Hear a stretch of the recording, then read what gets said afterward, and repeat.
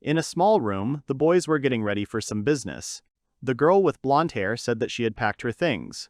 The elephant-like entity said that if she was okay, she would go anywhere.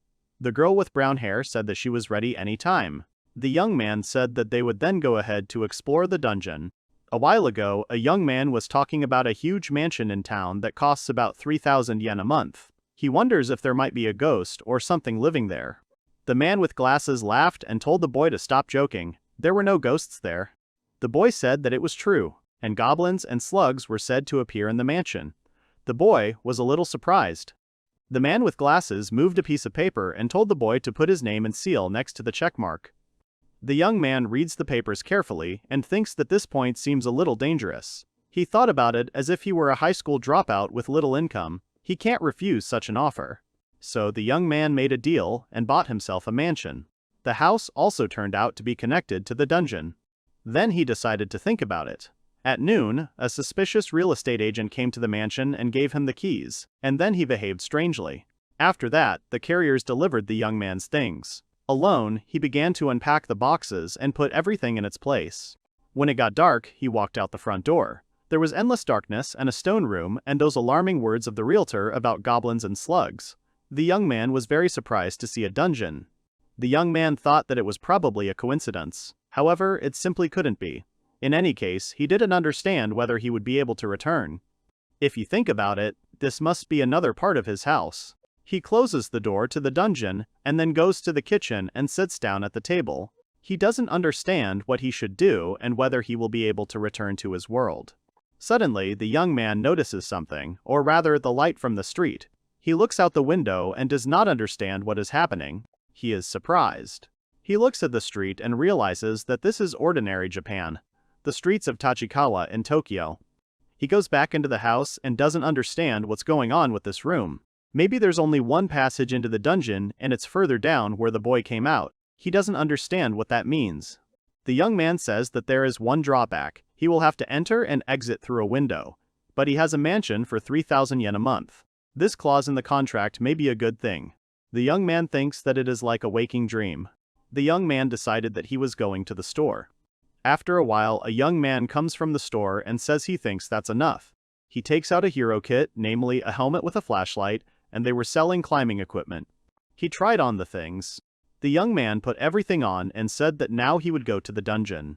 He approaches the mysterious door and begins to listen. The young man understands that there is silence behind the door.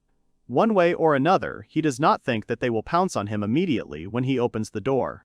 He goes inside the dungeon.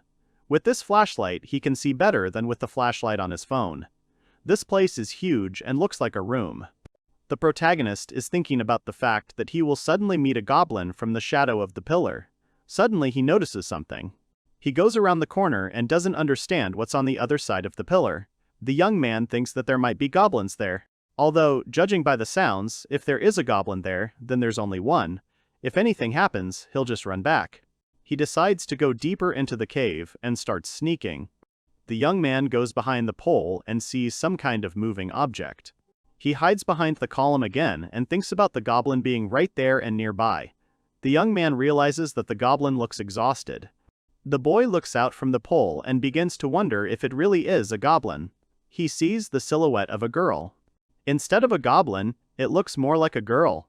Usually in games, this armor was worn by female knights. However, why is she not moving and crying? Maybe it's a trap, but if it's really a girl who can move, he can't leave her alone. If he doesn't show courage now, when else will he get the chance? Even an ordinary village Japanese will do something when it comes to him. He thinks about how his grandmother always told him to help others. He looks around and realizes that there are no enemies nearby, and there is a strong metal door. The young man wonders what if the night girl is just a decoy. As soon as he gets close, the door will open and a crowd of goblins will run out. The young man picks up a pebble and throws it aside. He thinks that he must be careful. The pebble hits the girl's body. She starts to cringe in pain. The girl asks him to stop. The young man understands her speech and wonders if it is really Japanese. Although he does not fully understand the language, he can find out what she is talking about. He asks the girl if she is okay. The girl asks him not to come near. He wonders if the girl understands him. The young man says that he will come now. The girl shouts again for the young man not to come closer. The young man says that the girl cannot move now. The girl says she can move. But the young man understands that she cannot do this, and says that he will help her now. The girl cowered and asked the young man to stop and not kill her. The young man was surprised, but then she continued and said that she was ready to clean, wash, and whatever it was, she would do it. The girl turned to Mr. Goblin and asked him not to kill her. The young man thought the girl thought he was a goblin. He looked at his helmet and realized that she would be blinded by his helmet flashlight. He decides to take it off and asks the girl to look. He shines a flashlight under his face and scares the girl with his grimace. She starts screaming. She closes her eyes, and then he faints. The young man realized what he had done to her, but on the other hand, he's glad she's still alive. He noticed something. The girl wet herself in surprise. Then the young man realized that if he left her here, it would be a shame for him. He takes her on his back and says they are leaving. The young man also understands that the girl is very heavy, and all her thighs are wet, and this feeling is very disgusting. He also notices her shield and realizes he won't be able to carry it, so he decides to leave it here. If they get to his room, it will be easier for the girl to recover. They enter the house, and the young man realizes that he has not yet assembled the bed, so he decides to lay the girl on the floor in the Japanese room. He put it down. He sits down next to her and says that if he takes off her armor and wet clothes, it will be considered a very bad act towards the girl. He looks at her face and realizes that she is very sweet and so graceful, like a very high-quality doll. The boy yawns and says that now that they are safe, he feels sleepy. A lot has happened today, but he can't leave the girl and go to bed. Suddenly, in his sleep, he hears someone's voice calling him and calling him Mr. Wiseman. The young man opens his eyes. Someone asks him if he is awake. The boy thinks it is a Japanese-themed room in his new house. He must have fallen asleep while unpacking and dreamed it all. He entered the dungeon and saved the girl. He also strokes something and thinks about whether he had such a nice pillow. So nice and warm, and also it is a very pleasant feeling. Suddenly he shudders and screams that it is not a pillow, but a girl. He apologizes to her and says that he just dozed off. The girl smiles and replies that she knows. She says that the hero slept so soundly that she did not wake him up, although she should have apologized. Besides, it is very cozy here. Even the great master is calm here. The boy asks if she really called him a great master and that is better than a goblin. The girl apologizes and says that she did not see his face and he speaks the language of monsters, so she was rude to mistake him for a goblin. The boy asks about the language of monsters and the girl agrees, and then asks him what language he is speaking now. The young man realized that Japanese was the language of the monsters in the dungeon world, so he was mistaken for a goblin. He said that he did not look much like a great sage.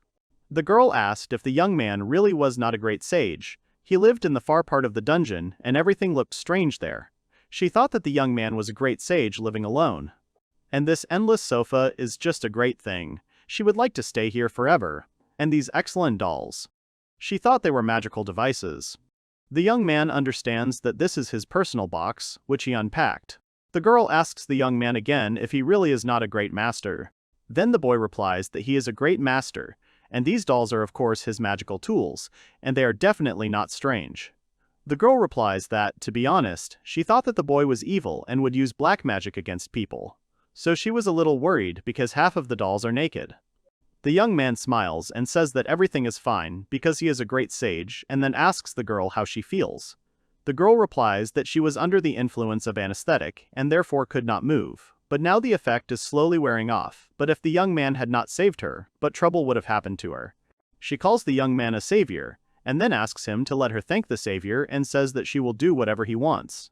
The young man was very surprised. The girl said that even though she looks like this, she is a knight, so she needs to match her appearance. The young man thought about the fact that the girl allowed him to choose whatever he wanted. He thinks that she said everything that was in her head. Maybe do what he's wanted for a long time. Tooru doesn't understand what he's thinking, and Grandma would be disappointed. The young man thanks the girl for her attitude, but asks her to just forget about it. The girl refuses and says that as a former knight she cannot forget it and will remember it for the rest of her days. Tooru thought that he was glad to hear that, but was it right for a former knight to promise that? He said that they didn't even know each other's names yet. The girl apologizes and says that she completely forgot about it. She smiles and says that her name is Arya Eldoricus, but the boy can just call her Rhea. Tooru says the girl's name again, then adds that it's hard to pronounce her name. The girl repeats it and says that then he can just call her Rhea. Tooru thinks that even though she asks him to, it will be difficult for him to call such a beauty by her name. The girl asks if she can learn the noble name of the great sage. The young man is surprised and asks if she is really talking about him. He himself thinks that in comparison with Eldoracus, the name of the great sage Shizuku will look strange. He says that his name is Toro. Rhea is happy and says that it is a wonderful name. Tooru thought that he did not call himself that because he is embarrassed that a girl will call him by his name, although he lied and really wants her to call him by his name. He realizes that he feels sorry for himself. Rhea says that for Mr. Tooru, who found such a wonderful artifact and became a great sage, the boy looks quite young. Tooru asks about the artifact. Then he realizes that the girl is talking about those things that often appear in various games and novels.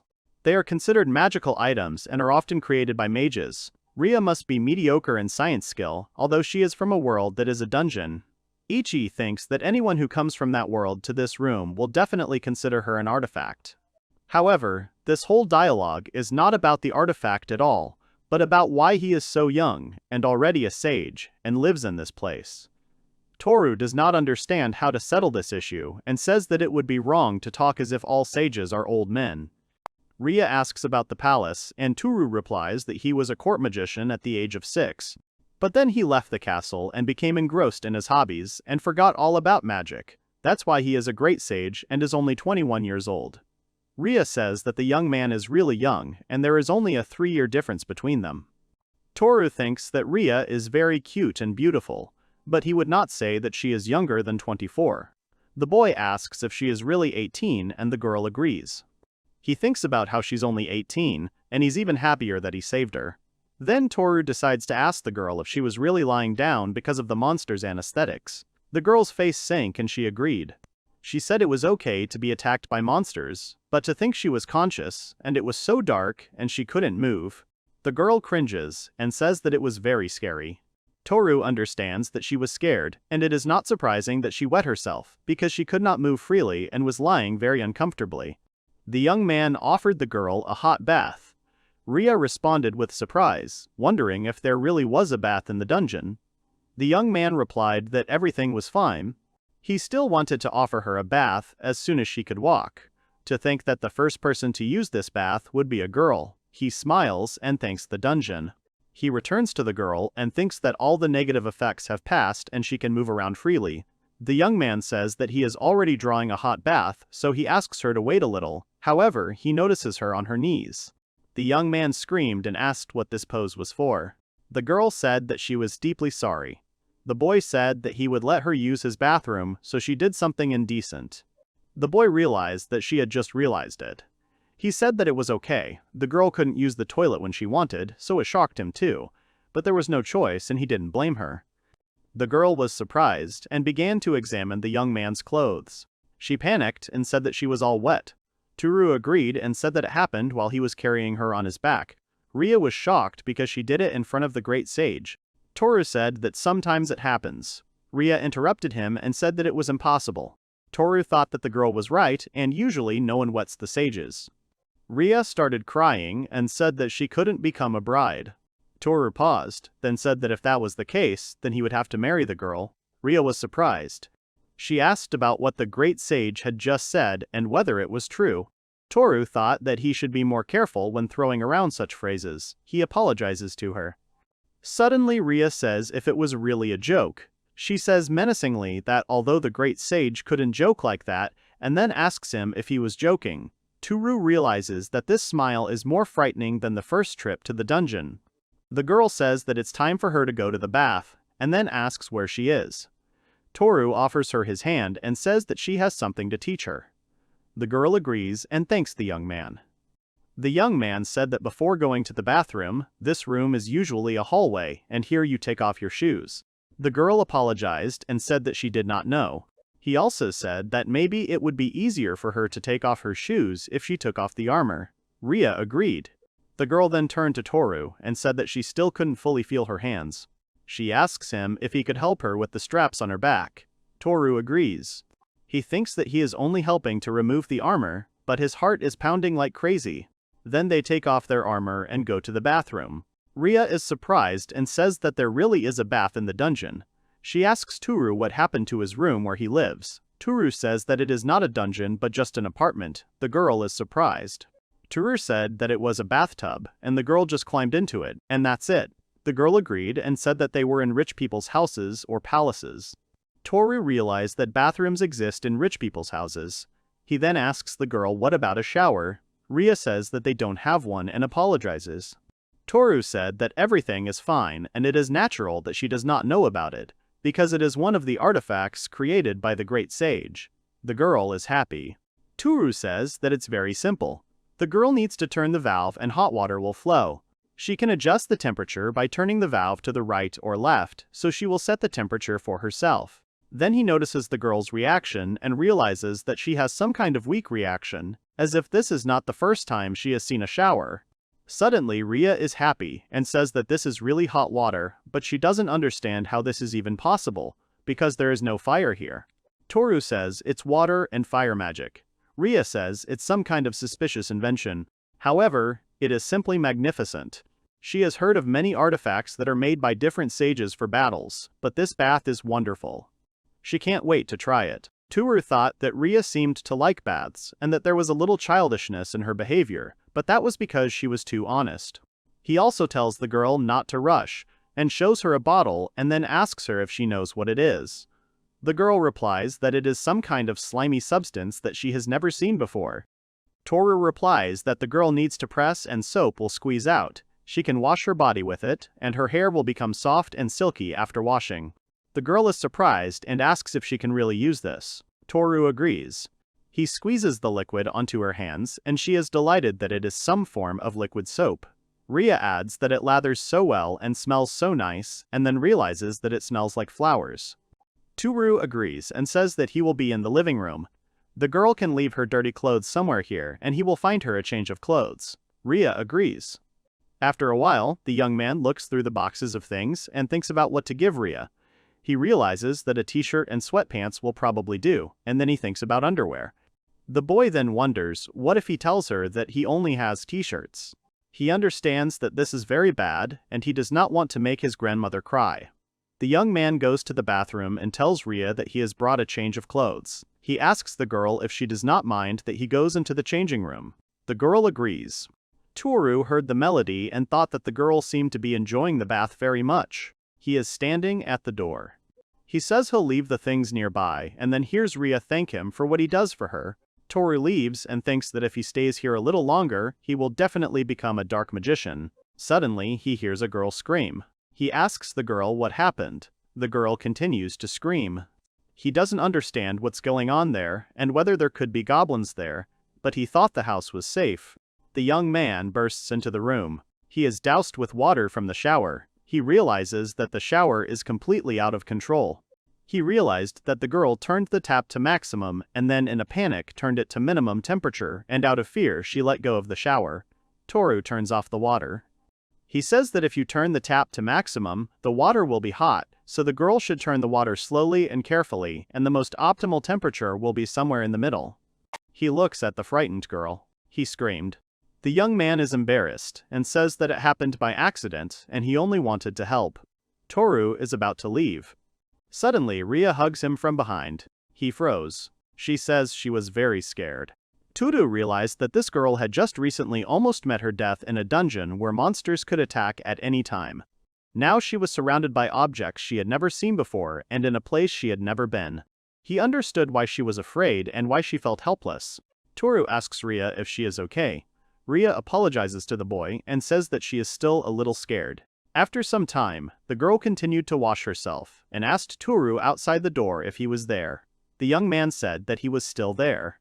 The young man thought that he had promised Rhea, who had just stopped crying, that he would be with her, and only the door separated them while they chatted about everything under the sun. He goes into the dungeon again. After some time, the young man goes into the dungeon again. He looks around and says that it seems there are no monsters here. He wants to move forward. It opens the status window.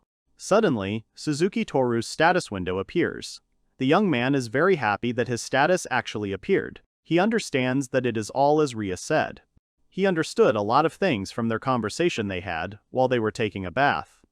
The dungeon connected to this room was called the Underworld, which was the ruins of the ancient underground city, and that means the monsters here will be extremely dangerous. The sleeping pill that was given to Rhea was made by a special subgroup of goblins who specialized in using darts. Rhea said that she is a knight, but her agility status is also quite high. However, there are some slimes that run away instantly and are impossible to catch.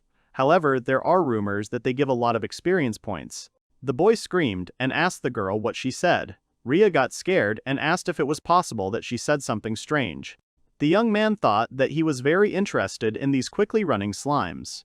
However, before that, he told Rhea that he, as a great sage, has a special way to look at his status. But how do ordinary people look at their statuses? The girl was surprised and asked if there were other ways to find out the status. The young man replied that there was one way, but in any case, he asked the girl to tell him about the method she uses. Rhea says that when she thinks about it, the numbers should pop up in her head. Because this is the divine providence that God gives to each of his creations. The girl then realized that her status wasn't showing up. Tooru said that there was a spell on this room that restricted checking her status. He thought that the girl would be able to do it when they returned to the dungeon. Rhea said she was glad.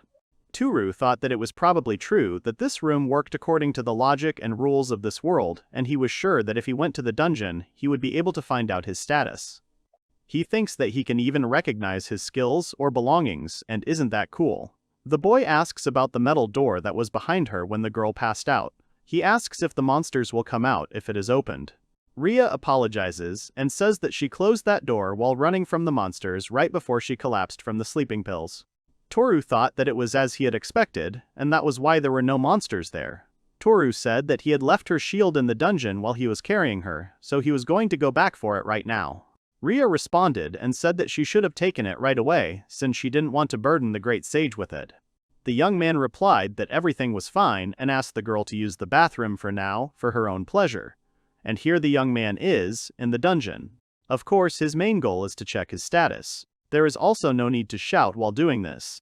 However, he does not look too strong, although the young man believes that this may only be the case at the very beginning. What is important now is his development. Looking at it, rather than the usual numbers, he is more concerned about the skill no max level limit. He thinks that he has a mana level, which means he has magic. The young man understands that this is all he knows now. Now he needs to find Rhea's shield. He carefully moves towards the shield and thinks that the chance of monsters being there is low, so there is still a chance. The young man thinks that, for example, he can hide under this shield. He raises his shield and sees an evil slime there. Tooru gets scared and realizes that he is really there. He starts hitting the slime to make it disappear. Suddenly, his body is covered in an aura. The young man grabs the shield and runs out of the room. Tooru decides to check the status. Then he runs into the room and thinks he is going to die. Tooru tries to catch his breath and says that he did it. He killed the slime and his level even went up. The Japanese guy who killed the monster and leveled up. His strength must have also increased, and should he check it out? The boy turns to Rhea and says that he will return and asks her if she is really still in the bathroom. Rhea greeted the boy and asked if she could use the bathroom for a little while longer. The young man agreed and said that she could use it as much as she wanted. He decides to take advantage of this chance and take the dynamometer. The young man squeezes it and realizes that he was able to squeeze 44 kilograms. Until now, no matter how hard he tried, he had only managed 40 kilograms. He realizes that it is real, and one attribute point gives him an additional 4 kilograms of strength. So if he reaches level 10, his strength will be equal to 80 kilograms. He decides to level up and crush the apple with his hands. Suddenly Rhea appeared and told the young man that the clothes he gave were indeed very comfortable, but they looked strange on a person like him. The young man was surprised and then said that this hairstyle looks very good on the girl. Rhea was embarrassed and asked the boy if this was really the case. She said that her hair was messed up when she fell into the dungeon, but usually she looks like this so as not to get in the way. Thanks to the soap that Tooru invented, her hair is soft and silky. The swing is also very wonderful. Tooru thought that he wanted to smell that hair too. Then the girl asked if Tooru would really use the bath. Rhea said she would wait in the room where she slept. She asked if she could read the grimoire of the great sage while she waited. The young man was surprised and wondered if he had such things in his Japanese-style room. He thought there were only manga and a few thin books. Then Tooru gets scared and screams. The girl asks the boy what happened. He asks her to stay in the room. The girl agrees. The young man suddenly began to put the books in a box and hide them. He then opens the door and tells Rhea that he needs to tell the girl something. They sit down at the table, and the young man says that there is something that will bring great danger if the amateur reads it. He also says that they are forbidden, and that they are forbidden grimoires. Rhea was surprised and asked if they were really forbidden grimoires. Rhea was scared and asked what she had done. Tooru replied that everything was fine and the girl did not know about them. However, she should never touch them and it did not matter where he put them. The girl agreed.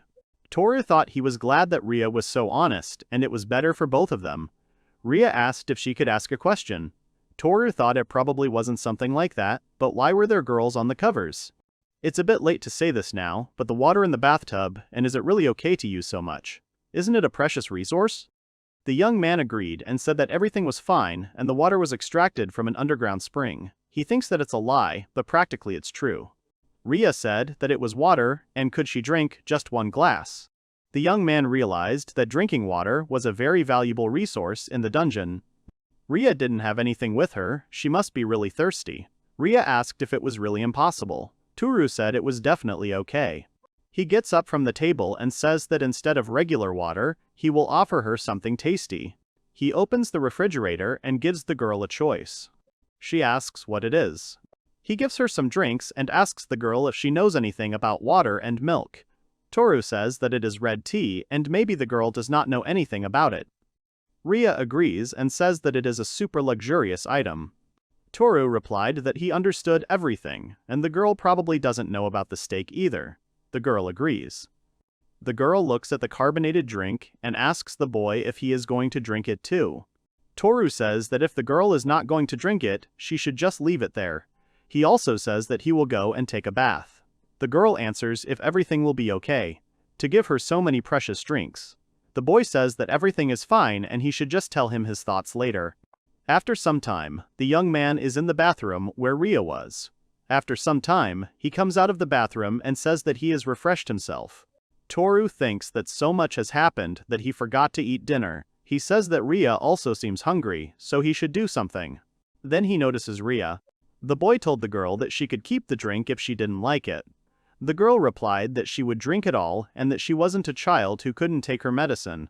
He also said that the cola tasted a bit like medicine. Rhea asked if it really wasn't medicine. When he drank it, the remaining numbness in her arms and legs instantly disappeared. The young man said that it was nothing to worry about, and that cola was medicine. Rhea said that the Great Sage's artifact is truly excellent. However, it is a sleeping pill, requiring a medium level of dispelling technique to fully heal. Tooru thought that maybe cola is a panacea in another world. They think that there might be other products that have special abilities like this one. He asks the girl what kind of food adventurers usually eat in the dungeon. Rhea says dry bread like a rock and some crumbly pieces of snow, white fish marinated in salt. She is grateful for any food she can find in the dungeon, but it doesn't taste that good, so she soaks them in soup to make them soft. That's how they become edible. Tooru realized that the girl was having a hard time. Rhea said that, if you think about it, it really is a nice smell. She asked the boy what he was doing. Tooru said he was making dinner and asked if Rhea would be there. Although he looks like that, cooking is his forte. He works in the kitchen of a family restaurant. Rhea asked if it was okay to use his precious food rations in the dungeon and even drinks. Tooru told the girl not to be impolite. If she didn't eat, she wouldn't feel well. He had already started preparing 2 portions of food and he couldn't eat in front of a hungry person. Then the girl asked Tooru to wait a minute. She stood up and ran to the side. Then the girl comes out and tells Tooru that it is embarrassing, but that is all she has. She gives the boy some coins from the bag. She says that she understands that it is not enough to repay him, but she asks the boy to accept it. The boy realized that these are gold and silver coins. Tooru said that the girl should not pay for it. Rhea replied that she could not accept it. Tooru thought that in the worst case, he could not accept money from a needy girl. She needs to find a good reason. Tooru says that he is a great sage, so he lacks money, but he hid in a dungeon far underground. He asks the girl to tell him what's going on up there. Rhea says she definitely doesn't mind, but it's an unfair deal. Tooru asks if the girl could help him create artifacts. He thinks she could help him with something, it's not an artifact. Rhea said that if everything is okay, she will help. She says that it is awkward, but she is a little attached to money. Tooru laughed and said that this way it will be beneficial for both of them. Rhea thanked Tooru. After a while, dinner was ready. Rhea was surprised, and asked if the young man had finished, even though these were such intricate dishes. They smell very nice, and look very tasty. Tooru thought that it was just a premium hamburger steak and rice cooked in a microwave with some personal touches and a salad that he made. He was also very hungry, so he made something very quickly this time. Suddenly, the girl's stomach began to rumble. The young man laughed and asked her to start eating. The girl asked how they could eat it. Tooru said that the girl could cut the cutlet with a knife and put it in her mouth. He says that the girl can cut out the fried egg that is on top. He says that the girl should let the yolk and sauce mix together and then eat it. Tooru says that it is very delicious. Rhea says that she wants to try it too. She tries it and says it's delicious. It's the first time she's had such delicious food. Tooru says the girl is exaggerating because she's hungry. Rhea said it was true, and even when she lived in the house, she never ate anything like that. Tooru added that he was very pleased that the girl liked his cooking. As he thought, instead of eating alone, eating with someone makes the food taste better. After a while, the dishes have been washed. The boy brings tea and asks the girl if she can tell him about the events on the surface. Rhea agrees, and then asks Tooru what he has unsealed. The boy replies that after the meal, there are desserts or tea cakes. The girl tries the dessert and says it's delicious. She feels like her body has become so light. The girl asks if it's really another artifact with special effects like cola. Although she didn't think that the effect would last long. Even when she ate food now, it seemed that her health level and mana level were rising. The youth realized that this really was like a game. Rhea said that although she can't check her status here, but the food Tooru cooked is indeed an artifact. The youth laughed and thought that he would confirm it in the dungeon later. With that, he wants to check so many things, and he wants to buy something before going to bed. He asks Rhea if they can go out for a while. The girl is surprised and asks if they are really going outside. Tooru realized that if he thought about it, they were in a dungeon, so it was no wonder she was shocked. However, it is strange that Rhea was in the Japanese room. He wonders if she noticed anything outside the window. Suddenly, Tooru stands up and asks Rhea to come with him. The girl does not understand what happened. The young man opens the door and asks the girl what she thinks about it. The girl says that she deliberately made a window in the wall of the dungeon, and Tooru is quite fashionable. To attach the glass here, the young man must have wanted to see the wall of the dungeon. Tooru was surprised and did not understand what was happening, and whether Rhea really only saw a wall from the window. He looks out and says that, as he thought, this is Japan. Suddenly, the boy disappears into the wall, and Rhea shouts that it is wonderful, and it is magic that allows one to pass through walls. After some time, the young man says that he returned, but he could not take Rhea with him, so he went to the store alone. The girl greets Tooru, and the boy wonders if the girl is really still in the bathroom. He looks into the bathtub and asks the girl what else she is doing. The girl says that she decided to do the laundry. The boy realizes that the girl is washing her clothes. Tooru says that he thinks that this is normal for people from her world. The girl asks about what the girl said. Tooru says that he doesn't say anything like that and then asks her what she washes with. The girl says that she washes with body soap and she shouldn't do that. Tooru says that everything is fine, but actually he has a special artifact for washing. The girl apologizes to the boy. The boy asked her not to worry. Rhea then asks the boy if he has anything that can dry things. The boy agrees. The boy then gives the girl a dryer and tells her to use it. Rhea asks if there could be something wrong. Tooru is embarrassed and says that it is his underwear. The girl says that she noticed the underwear in the basket and thought that it definitely belongs to Tooru. She asks if it is possible that they did not need to be washed. The young man is embarrassed and thinks that these are his words, but she still washed them by hand. The young man says that they also needed to be washed. She thanks the girl. The girl agrees and smiles. Then, when the laundry was hung up, Rhea turns to the boy and asks if he has any cloth and olive oil. The boy agrees and then asks why she needs it. The girl says it is for the care of the armor. After a while, he gives the girl a rag and oil. Rhea thanks the young man. Rhea is going to take care of her armor. Tooru thought that he wanted to ask her to help her assemble the bed, but still, he would not interfere with the girl and would do everything himself. The young man goes into the room and is about to make a bed. Tooru says that although it says here that you need to assemble with 2 or more people, he hopes that he can somehow manage alone. Then the young man says that it is more difficult than he thought. Rhea asks if he really assembles furniture, and yet Rhea helps the boy assemble the bed. The girl is happy and says that this bed is just wonderful. It is so strong and looks very comfortable. The boy says that he thinks it is time to rest. Then Tooru says that the girl will sleep on the bed. Rhea is surprised and asks the boy what about him. The boy says that he will sleep on the floor, but Rhea says that this is not possible and that she will sleep on the floor. Tooru replies that Rhea is very tired and should sleep on the bed. In the end, he tried to insist, but Rhea's stubbornness won out, so he sleeps on the bed. Tooru says that he will turn off the magic that maintains the light. Suddenly, he notices the girl's confused face and asks what's wrong. Rhea wishes the young man good night. He reciprocates. Late at night, the young man realizes that he cannot sleep, and it is probably because he gave Rhea his pillow. Suddenly, the young man notices Rhea at the door, holding a pillow. She asks the young man if he needs a pillow. The young man gets scared, and the girl says that she doesn't need the pillow. Tooru notices the girl's shaking hands. Tooru says that the mattress is comfortable and you can sleep better on it. He offers the girl to sleep in the same bed. Rhea nods positively, so they go to bed together.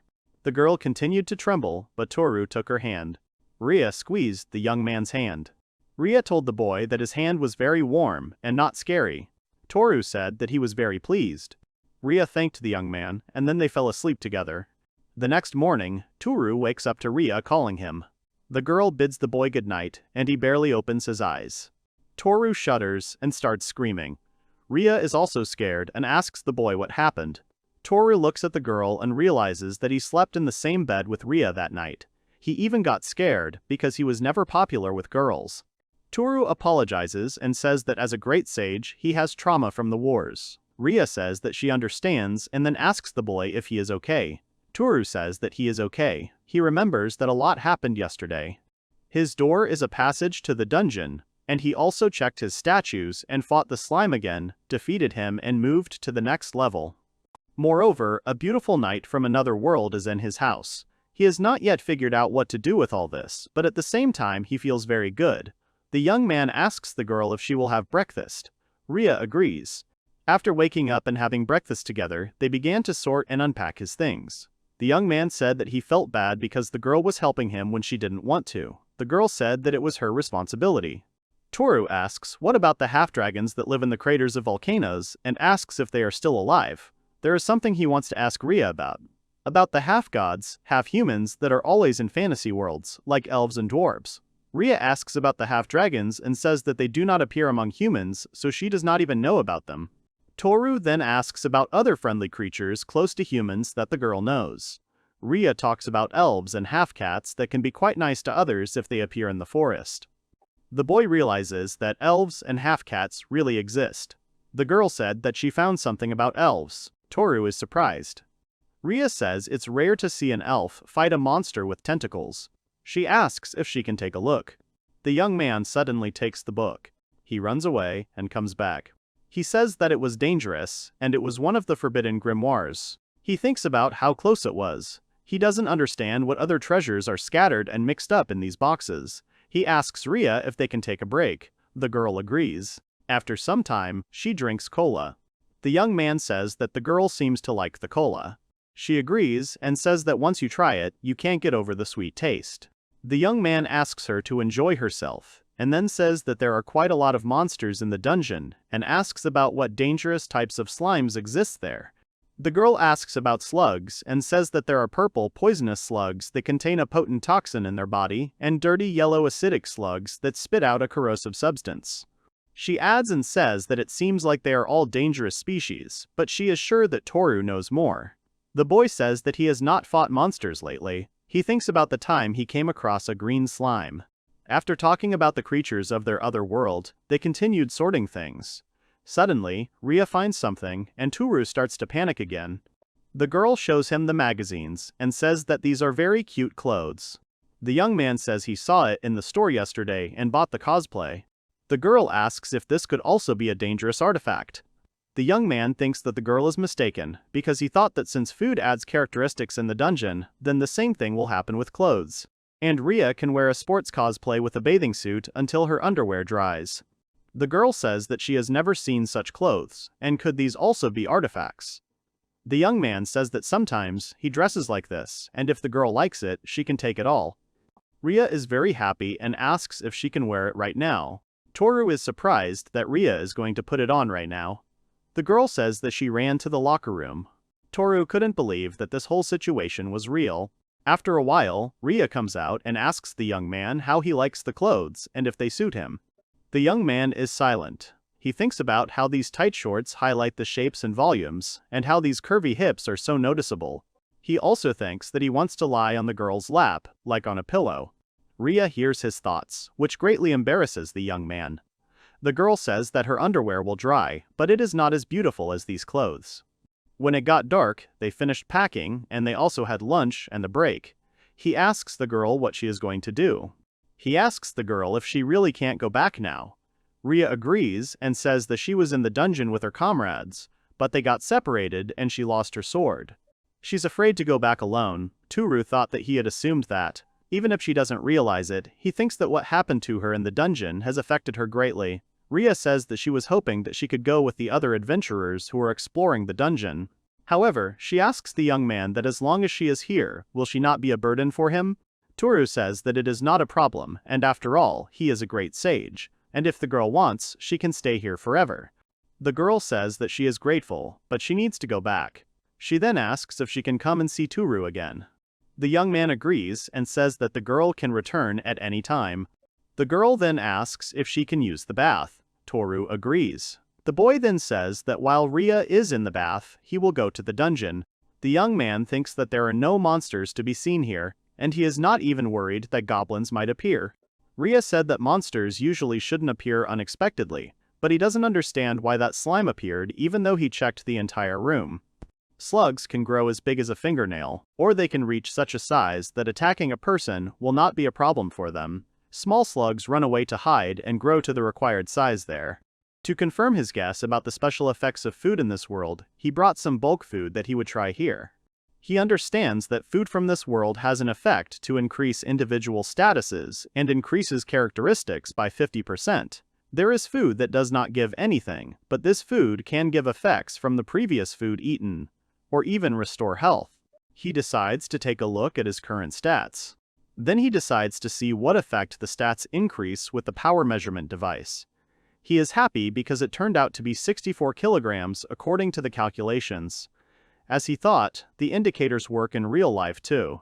He wants to become stronger, so he tries to find some slugs. Suddenly, he notices a small slug. The young man realizes that it is so small that even if he kills it, the experience will be worth nothing. He thinks that he will wait until it grows up and then kill it, although if he does everything right, the slug can reproduce. You can raise monsters, and then easily get high levels. Later, when he gets home, he decides to pour water and put some leftover food in it. He also decides to make holes for air. He realizes that the slug is white. Purple and dirty yellow are dangerous, so it's even better that it's white. The boy looks at the container and says that this slug is so cute and he can find another slug better. He doesn't know what Rhea will think if she sees this. She was on the verge of death in the dungeon, and she is still afraid of monsters. Suddenly, he hears a girl coming out of the bath. He understands that he needs to hide the slime as quickly as possible. He decides to hide it in a box of manga. He puts it here because it is safer here, and he forbade the girl to touch this box. He asks the slime to sit here and read the forbidden grimoires. A girl comes into the room and asks Tooru what happened. Tooru replies that it's nothing special. The girl says that if anything happens, the bath is free and the young man can go. Tooru thanks the girl. He is lying in the bathtub. The young man says that, to tell the truth, it might be dangerous to keep something from another world here, and if Rhea sees it, it won't be very good. He decides to take this slime back to the dungeon. The young man takes out a container. He realizes that the lid is ajar, and didn't he close it? The girl calls the boy and asks the boy where he is going. Tooru says that he is going to the dungeon and will be back soon. After some time, he comes to the dungeon and leaves the slug. The young man tells him that the slug needs to come back here. He will bring him tasty food and a bigger house, so he asks him to enjoy it. Then the boy comes back. The girl asks him what he was doing there. The boy replies that he was doing nothing and asks her if she knows anything about light slugs. The girl replies that she heard that they are an endangered species. The boy is surprised. Rhea adds that it is a rare non-aggressive type of monster, but no one has seen one for the last 20 years. The young man understands that the slug is very rare. He understands that since it does not attack people, it must be brought back.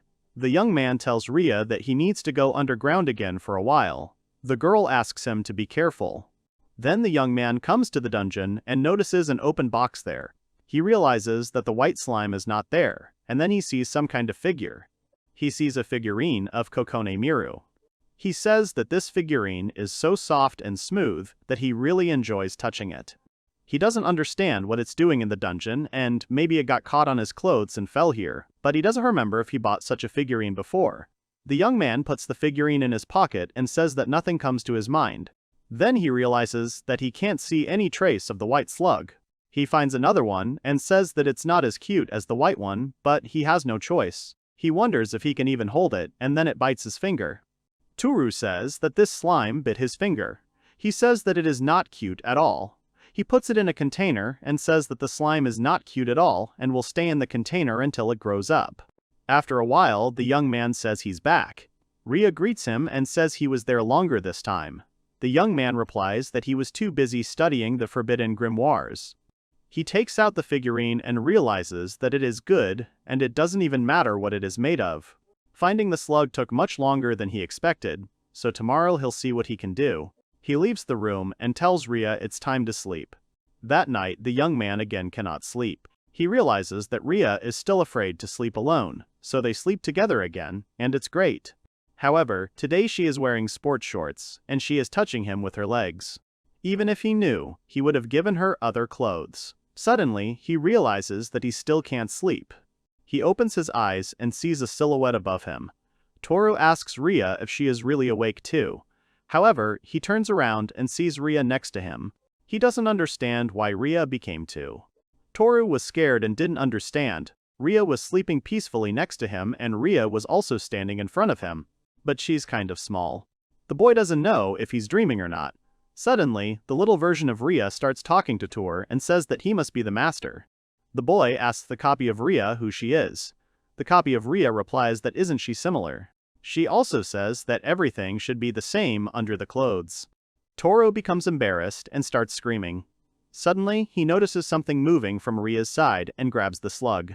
The girl wakes up Tooru and asks if something could have happened.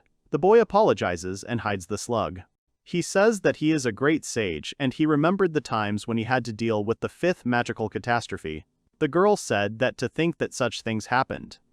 Rhea goes to bed and says that it is hard, but she is with them, so the young man should be calm.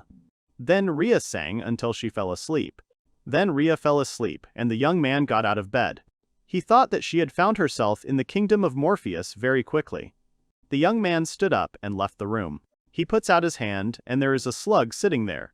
He asks if it could be that this is all because he doesn't like the master. The young man asked her to put on shorts. And then he looked closer and said whether what he thought was possible. Slime says, "It's not bad, Slime." Slime then starts to cry. Tooru asks him to wait and not to cry, then asks if he is a white slime. Slime agrees. Tooru asks why he transformed into Rhea with shorts like that. Slime says that according to the boy, he liked it and he transformed like that for the boy. Tooru asks if the slime really means him by master. The slime agrees, and the boy tells him why he thinks Tooru is his master. The slime says it's because Tooru is the first human the slime has ever seen. Tooru says that it's not because he gave food or they made a contract or anything like that. The slime gives a negative answer and says that the gentleman likes the girl. The boy asks if this is really true, and he thinks that when the slime says something like that in the form of mini Rhea, the slime says that he feels warm just from the thought of the master, and he will do everything the boy asks. Tooru thought it was cute, but on the other hand it was also bad because mini Rhea was actually a slime. Then the boy asks the slime if it is a girl. The slime asks the boy if he wants to know its gender. Slimes do not differentiate between boys and girls as such. The boy says that this is also true.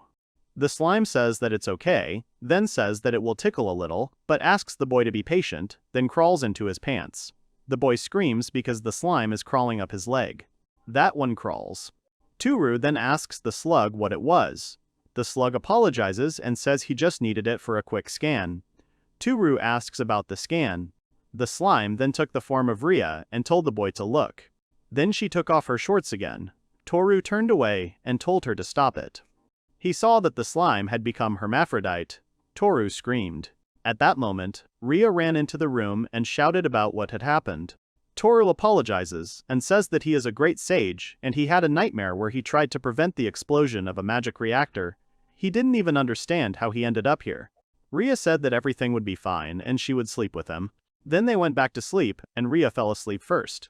A few minutes later, the boy left the bedroom again. The slime apologized to Tooru and said that she just wanted to show that slimes do not have a gender identity. Tooru asked her to choose one gender. The girl said that she understood and would follow all the master's orders. She could also grow bigger if she was given human food, so she could fulfill all the master's wishes. She said some interesting things. Tooru said that he didn't need that, and then asked why the slime was so interested in following his orders. The slime replied that it was because it was a white variety of slime. Tooru asked what that meant. Slime said that initially the tribe of white slimes lived side by side with people. They turned into a person that their master loved. Taking care of someone is the life motto of the white slimes. On the other hand, their ability to transform into someone and give their owners care and love allowed bad people to take advantage of it. Some people exploited the white slimes. Then they decided to go underground, to places where no one lives. But she believes that not all people are bad, so she left her friends and went on a journey. Tooru realized that the first person she met was him. The slime agreed and said that the fact that she met Tooru makes her happy. Tooru thinks that only he is a person from another world. However, the ability to turn into anything as he grows is very interesting. He tells the slime that he will give it some food, and it, in turn, will help him. The girl asks if this is related to naughty things. Tooru is embarrassed and then asks what food she would like to try. Rhea says that all human food is delicious, and adults say that it is healthy. Tooru realizes that they are sharing information about people between themselves. Tooru says that he will cook something then. The slime thanks the young man. After a while, he made a slime salad. She was happy, standing with a huge fork, and said that it was very tasty. Then Tooru asked the girl what she usually ate. The slime replied that it had been eating moss from the dungeon and monster corpses, but there wasn't much to eat there. Tooru replied that this explained why the slime found it tasty. The slime agreed. He then watches as the slime tries to wield a giant fork. Tooru says that it is hard for her to eat this way, she might turn back into a slime. Slime says that she heard that she might get scolded for not being in the form that the master wants. Tooru says that he won't be angry, so the slime can be in any form it likes. The slime turns into its original form and thanks the boy. Then the slime starts eating the lettuce leaves. Tooru understands how they eat now. Then he asks the slime what its name is. Slime can't answer this question, so Tooru asks her if she minds if he gives her a name. Slime is surprised, and Tooru says it's just more convenient. Slime says it's like the old days when they were friends with humans. She heard that many of them were given names. Tooru thinks about it and asks what about Shizuku, since the slime is so round and transparent. Slime says that it's a very cute name and she likes it. Tooru is happy and says that they will call her Shizuka from now on. Tooru then tells Shizuka that she has grown. Shizuka says that the boy is right and she has never heard that they can grow so much by eating human food. Tooru thinks that this food has a special effect. He thinks that maybe it has an even greater effect on slugs. Since the girl has grown, she can be human-sized. The boy is surprised. Shizuka says that she will do it by increasing the air inside her and filling the space with water. That should work. Tooru suggests that she go to the bath. After a while, he pours water and says that the water is ready. Shizuka says that she is going to transform. The next moment, Shizuka became bigger. She said that this body is a bit heavy, but she can hold on to this form. Tooru asked if her body is really heavy. The girl said that there is water inside her and it should be better if she grows bigger. Tooru asked the girl if she still wants to eat. The girl agreed and said that the master's food was delicious and she would eat everything. Tooru agreed and said that he would do something. After a while, the hearty bukkake noodles were ready, and then more pizza and a bun with milk. The girl was very happy. Shizuka then asked what kind of help the master wanted from her. Tooru said that it was because he worked part-time at a small family restaurant. Shizuka asked about a family restaurant. Tooru was surprised that the girl knew what a part-time job was. The young man said that he works in a restaurant. Shizuka said that she knows about restaurants, and she heard it from adults when they talked about the human world. Tooru replied that while he was at work, the girl should transform into him and be with Rhea, and they could do something. Shizuka replied that she understood and Shizuku would do her best. Tooru realizes that he is afraid to leave Rhea alone and he is starting to get nervous. Shizuku said that she will start to transform. Suddenly she hugs Tooru. She asks the young man to let her look at his body. This time she will do everything perfectly and asks the girl to be calm. The boy said it was a thing, and Shizuku asked the boy to be gentle. After a while, Tooru said that it was very ticklish, and Shizuku asked him to be more patient. After a while, she finished scanning the master's body. The boy said that, in the future, Shizuku should warn before doing something like that. Shizuku apologized to the boy. Then she said that she was transforming, and after a while there was a copy of him in front of the boy. Tooru said that it looked completely different than just looking at yourself in the mirror, and somehow, it was all wrong. Shizuka started telling the boy that he was very cool. Tooru thanked her and told her to stay with Rhea while he was at work and let him act like a great sage. Shizuka agreed. Shizuka said that it would hurt her that the boy would be the only one working, and she and Rhea would do nothing and maybe she should work too. Tooru said that it was an interesting offer, but forcing her to do his work was wrong. Shizuka said that the boy fed her and the ingredients for human food cost money. The boy agreed, and Shizuka replied that she had no money, but she would at least like to pay the boy back. The boy asked if his job would be difficult for Shizuka. The girl replied that she thought she could handle it. The girl asked if she could take the ingredients. The boy agreed. Then Shizuka started to quickly cook something. She said she used plain bread to make an authentic bread pizza. Tooru was surprised that Shizuka had prepared one of the dishes he had made recently, and it looked exactly the same. He tasted it and said it tasted great. Shizuka was happy and said that she did a full scan. She also copied the memories, and she can also copy the behavior pattern. Tooru thought that Shizuku copied his mannerisms perfectly and quickly. He didn't know if the dungeon would disappear when he went to work. If it was possible, he wanted to switch places once or twice. A young man asks Shizuku if he would like to let a girl look at his work. Shizuku agrees. The boy said that she no longer fits in his pocket. The girl asked if she could use Rhea's appearance. The boy said that at work, only staff are allowed in. Shizuku replied that it was okay as long as no one saw her. She could transform into clothes, so she offered the boy to wear them. It will turn into clothes, and the only thing the boy will need is to put it on. Only he will need to undress completely. Tooru understood and said that it sounded interesting. Then the young man undresses, and he thinks that being naked in front of others is even very embarrassing. Shizuku apologizes, and begins to wrap herself around Tooru's body. The next moment, she turned into clothes. Tooru said that it really looked like real clothes, no matter what it was in front of him. He felt some kind of viscosity all over his body. Suddenly, Shizuka grabbed the boy. She said that he was very sorry, and that part of the body looked attractive. He asked to stop. Then the young man felt cramped, and asked the girl to give him more space. Then they went out into the city.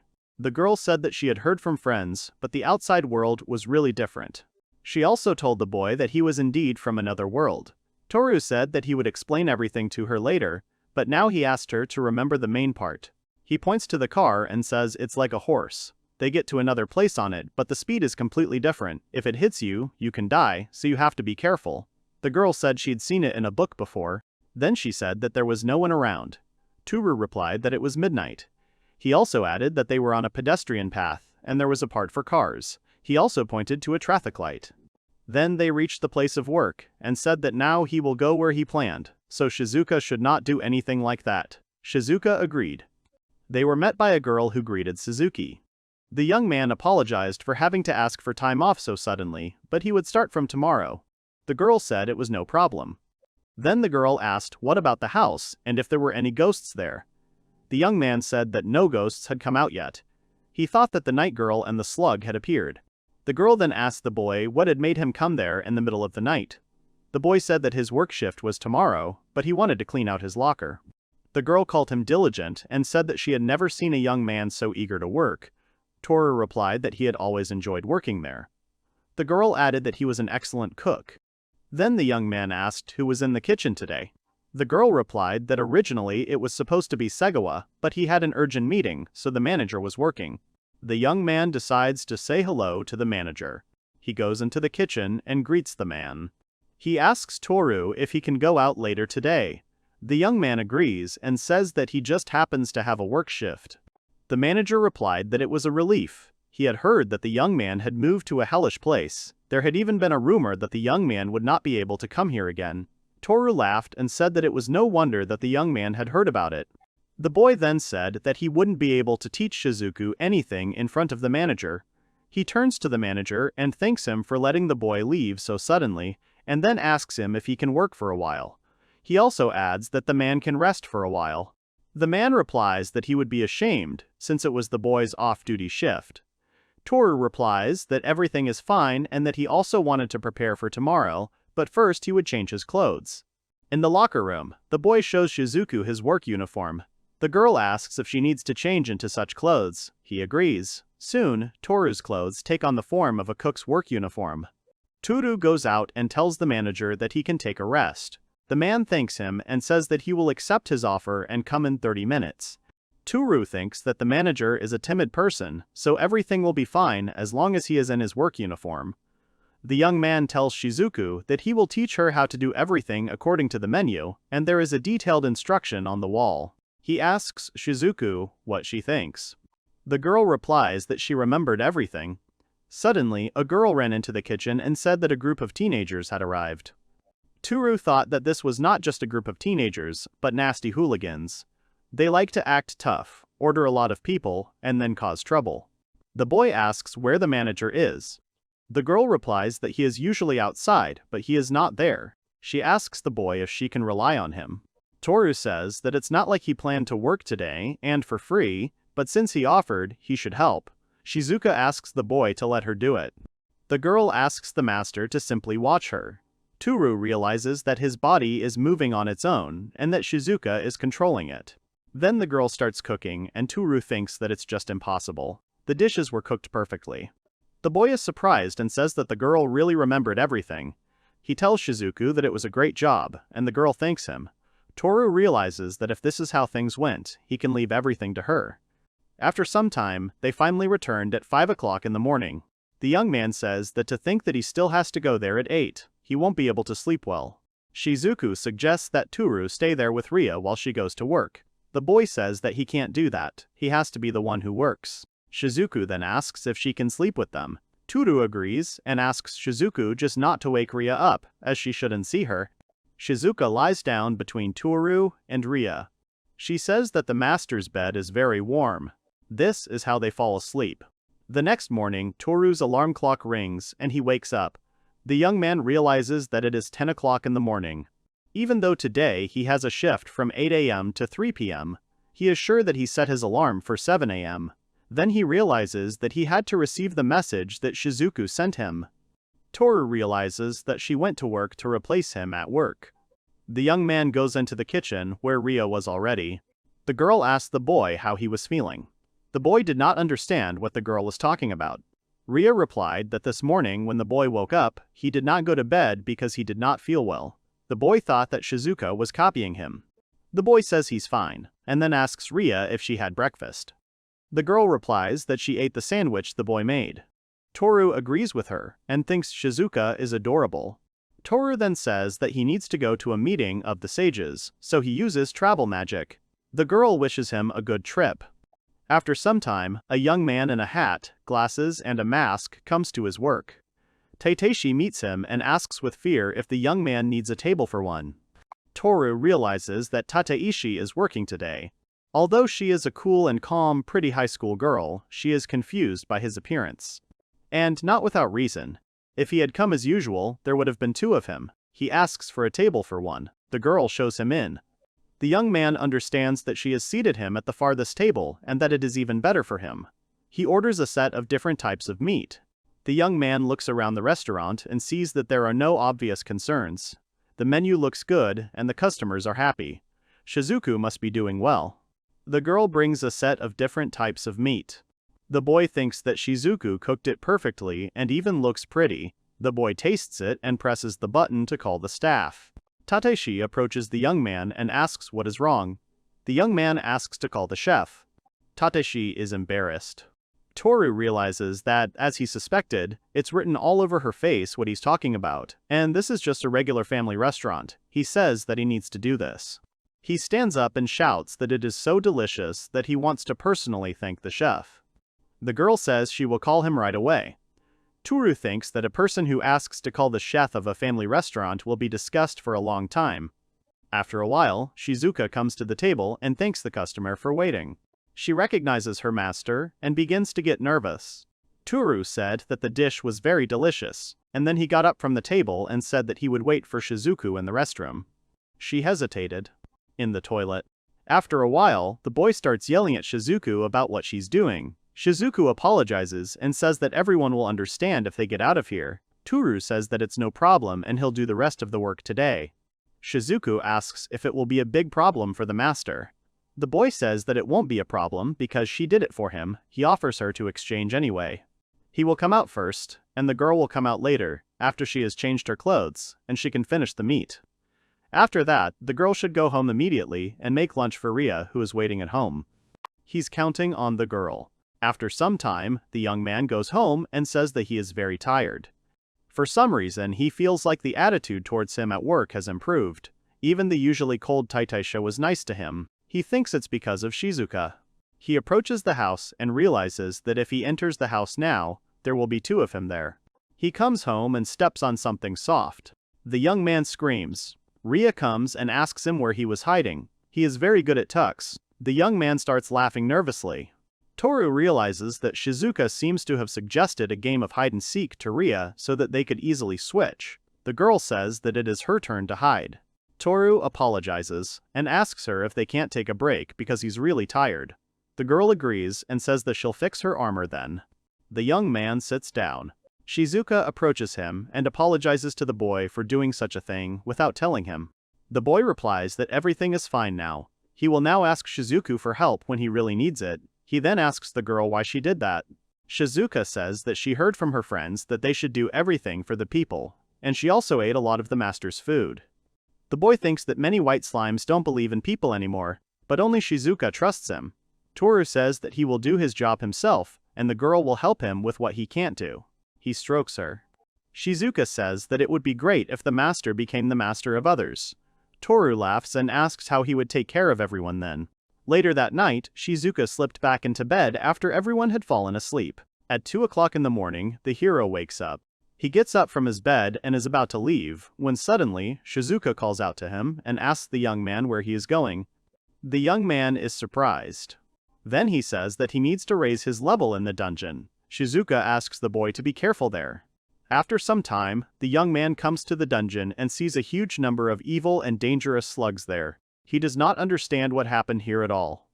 Tooru realized that he had left the blue slime in the box earlier and had it really managed to multiply to such an extent. The young man already wants to leave, but he understands that he wanted to raise the level. And the situation is developing in the best possible way. He moves on. After some time, the young man wipes the sweat from his face and says that he was finally able to sort things out with everyone. He is shocked and realizes that he can't earn any more experience if there is nothing left. After the slugs multiplied here, his level increased after killing them. He eats the food and realizes that his health level has been restored. Tooru also sees that his stats are gradually increasing, but he wants his level to rise even more. When he reaches the turn, the young man realizes that, as he thought, there are no more of them left. He wants to find another little slug, and then notices the iron door. Tooru remembers that Rhea closed this iron door because she was being chased by monsters. Like his room, as long as it is closed, the dungeon is safe. Adventurers usually go to such places. Tooru says that he needs to open the door, but will there be more monsters? He realizes that this could be dangerous, so he decides to take a look first. The young man opens the door and does not understand what it means. Behind the door, there was a stone wall. He doesn't understand why she's here. He's sure that's where Rhea was headed, but he doesn't think she lied. Rhea also said that a stone wall was preventing her from leaving his room, if he remembers correctly. The young man hears some knocking. He realizes that these are monsters. Suddenly, someone shouted. A sorceress girl appeared from the wall. She pushed the boy and fell. Tooru opens his eyes and thinks that this girl is a magician. He also looks at her and sees a sinister black hat and black robe with a wooden staff. She is definitely a mage. Suddenly, the girl screamed and told the boy to close the door quickly, because the giant centipede was approaching. The boy turned the handle and started to close the door.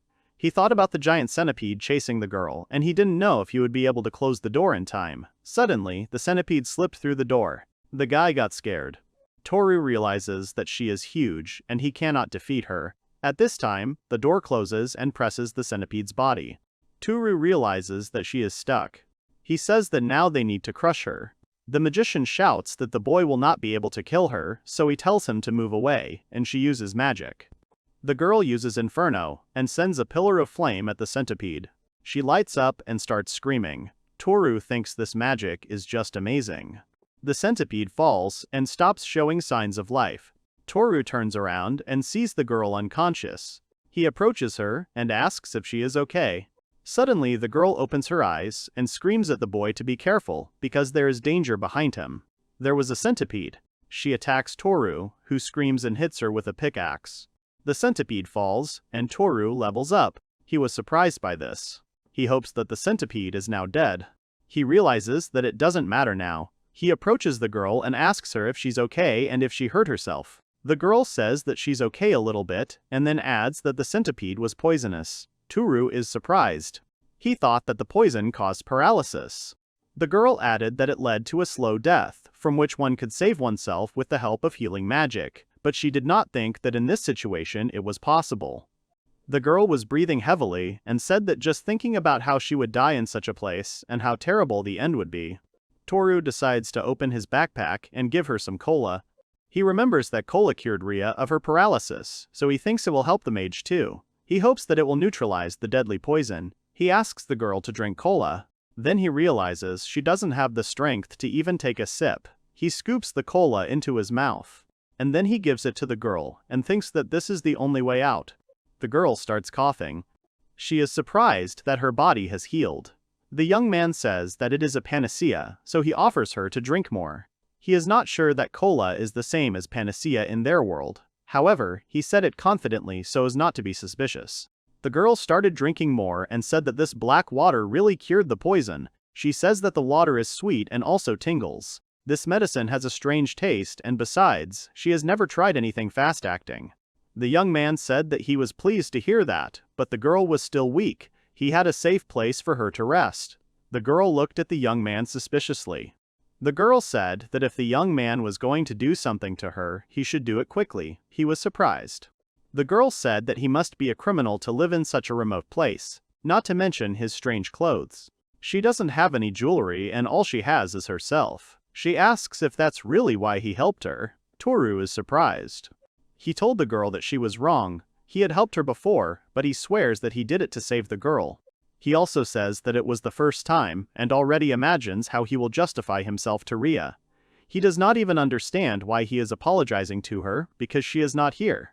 He says that, in any case, there was a misunderstanding. The girl asked if he really wouldn't treat her badly. She doesn't believe that someone can wear strange clothes and live in a dungeon without a good reason. She asks the boy who he is.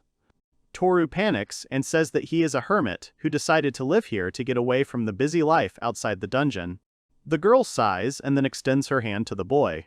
Tooru doesn't understand what it is and asks if they are really going to shake hands now. The girl asks if he wants to take her to a safe place. She is not yet strong enough, so she asks the boy if he could hold her hand. Tooru picks the girl up. After a while, she apologizes. He was embarrassed. She apologizes for blaming him, since he did save her life. Tooru replies that it's okay, and it's okay to help someone in trouble. The girl smiles and tells the boy that he is really kind. All she could think about was how to escape from the centipede. Tooru replies that he is completely sure, but they are almost to a safe place, so the girl can relax. He also says that the safe place is here, behind the strange door. The girl sees a wall and says that there is nothing here except it. Tooru is surprised and asks her how this is possible. He opens the door. He asks the girl if she can still see the door. The girl replies that nothing has changed. Tooru is surprised and thinks that he passed through the passage when he carried Rhea to his room and what happened then. The girl began to panic and asked the young man if he would really do something to her. She demands that he let her go immediately. Tooru silently began to rush forward. The girl was surprised, and then she shrank and closed her eyes. Together they passed through the wall. The girl opened her eyes and was surprised that they had come to an unknown place. Tooru realized that, as he expected, all people except him only saw the wall. As long as he was in physical contact with others, they would be able to pass through the wall. So, the back of the iron door and the windows could be used as an entrance. Suddenly, Shizuku appears and greets the owner. The girl was surprised that there was a white slug here. Shizuku agrees and says that she is a white slug. Tooru tells Shizuku that the guest is a mage and that she is currently feeling ill due to the poison, so she asks Shizuku to take off her shoes. The girl agrees and pulls off the magician's boots. The girl says she took off her shoes. The boy thanks Shizuku and then they go into the room. After a while, the young man asks the girl how she is feeling. The girl replies that she is fine, but just very surprised. Just think that such a strange room exists in the dungeon, and even a rare white slug here. She looks at the boy and asks if he is really a great sage. She then says that she is really interested in the boy now. She smirks and then starts to take off her clothes. The girl takes off her robe. Tooru thinks that he wanted to tell her in the dungeon, but her clothes are a little revealing. Then she takes off her hat, and elven ears appear from under her hair. Tooru asks the girl if she is really an elf. The girl says that she is a high elf and asks him if he really just noticed. Tooru says that this is his first time seeing a high elf. The girl is surprised and says that it is amazing that he is meeting an elf for the first time. Then she says that men love them. The girl hugs Tooru and says that she is not the kind of elves who likes to be in debt. But now she can't give the young man anything, and she's still interested in him. That is why she can offer herself in gratitude, but only in gratitude. Tooru asked her to stop and said that Shizuku was peeping. Shizuku was embarrassed and asked if they really wanted to be alone. If so, she would blend into the floor so they could ignore her. Tooru looked at the girl's curves and thought that although Rhea's were also big when he saw her in the bath, these were too big. He also remembered that Rhea was sleeping in the next room. The next moment, a sleepy Rhea entered the room and asked Tooru what happened, and he woke up at such a time. Silence fell in the room. Tooru told the girl that it was not what she thought. Suddenly, Rhea screamed and asked if the girl was really the lonely sorceress Daito. The sorceress asked if it was really the omnipresent knight Arya. Tooru was surprised. After some time, Rhea, Tooru, and Daito were sitting at the same table. Everyone was silent. Tooru asked the girls if they really knew each other. Rhea said they did, but Daito said they were strangers. Rhea replied that she always invited the girl to her group. Daito replied that she always refused. The girl always picks on little things and gets in the way. Right now she had a great atmosphere and the girl interfered. The girl said that since Daito reminded her, what she did with Tooru was something indecent. Daito asked something indecent and asked Rhea what she wanted to say. What she did was normal for humans. Then she asks the girl if she hadn't had anything with the boy. She asks Rhea if she is jealous, and that makes her horrible. Rhea asks the girl to stop. Tooru realized that they were obviously not on good terms. Tooru turned to the girls and asked them to calm down. He also told Daito that she was hurt and it would be better if the girl went to bed. And he and Rhea will go to the living room. Rhea said that it was a good idea, but Daito added that it was a bad idea. It was not nice to let the sage sleep in the least comfortable place of his own home, and then asked Arya how she dared to call herself a knight. She added that it was obvious that they should sleep in the living room. After a while, Tooru was lying in his bed and thinking that this was the first time he had slept alone since he moved into this house. He explored the dungeon after moving here. Then a night girl came to live with him, and now there's a sorceress here. The thing is, they're both beautiful, and in normal life he wouldn't even dare to look at them. But they respect him as a great sage. He doesn't even believe it. He's not even a sage or anything. Then he turns over and sees Daito there. The young man shudders and gets scared. He asks the girl why she is in his room, because she should have been sleeping with Rhea in the living room. Daito said that Rhea had just fallen asleep. She was surprised at how quickly the girl fell asleep, just like a child. However, she asks Tooru about what he said, that he is not a great sage. The young man realized that he said it out loud. Tooru replied that he was not a great sage and that it was just a lie. The girl asked him why he was apologizing. The boy replied that he had deceived the girl. Daito said that she didn't care whether Tooru was a great sage or not. It wouldn't change the fact that the boy saved her life. That's why she thinks the boy will be glad to see her. Tooru asked what the girl meant. Daito said that the boy shared his secret with her, so now it was her turn. She said the truth is that she's never done something. Tooru was surprised and said about the girl's clothes. Daito replied that it was normal and nothing could be done. Elves live long and their desire is quite low. Then the girl asks the boy just not to tell Arya. The boy agreed, and the girl told him to call her Daito and she will call her Tooru. The girl then turned to Tooru and said that this room was full of things that even she, a high elf, did not know about. She asked what kind of room this was. Tooru said that this room is connected to another world. Daito replied that this was not a magical room or a phantom world, not even a royal residence. She did not even believe that another world existed. She found it unbelievable. The young man says that he didn't even believe that another world existed before. Daito told Tooru that it was a little confusing. She asked Tooru why he spoke the language of monsters.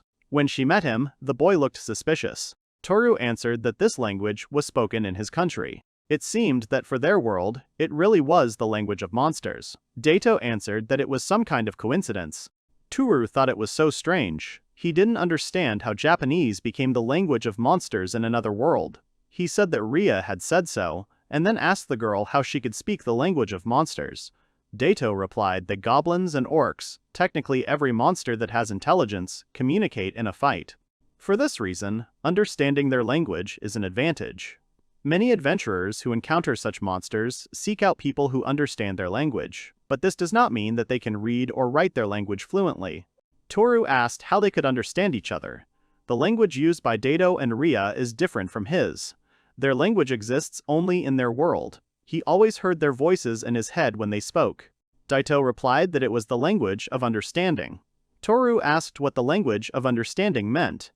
Daito said that it was the ability to translate the speech of others through telepathy. It makes it easier to talk to other people in different countries or even worlds. It is still important. Tooru realizes that this is really convenient. Then Daito turns to Tooru. Tooru thought that the girl was going to continue what she had started. Daito began to beam and say that she wanted to see the boy's world. The young man then changes Daito's clothes and takes her out through the wall. Daito says that it seems to be true that she can only pass if she holds on to the boy. Then Tooru asks the girl to put on a hat and hide her ears completely. There are no elves in this world and it would be a bit problematic if the girl was found out. Daito pulls his hat down. Then the young man asked her not to speak so loudly, because telepathy was not used here. Then they go out, and the girl is surprised and says that this is Tooru's world, Japan. She said it was just wonderful. Suddenly, a car drove past her. The girl got scared and screamed. Tooru realized that this was bad and they ran to the side. Tooru said, "That didn't he mention that you shouldn't talk so loudly?" Daito asked what it was and that it was so scary.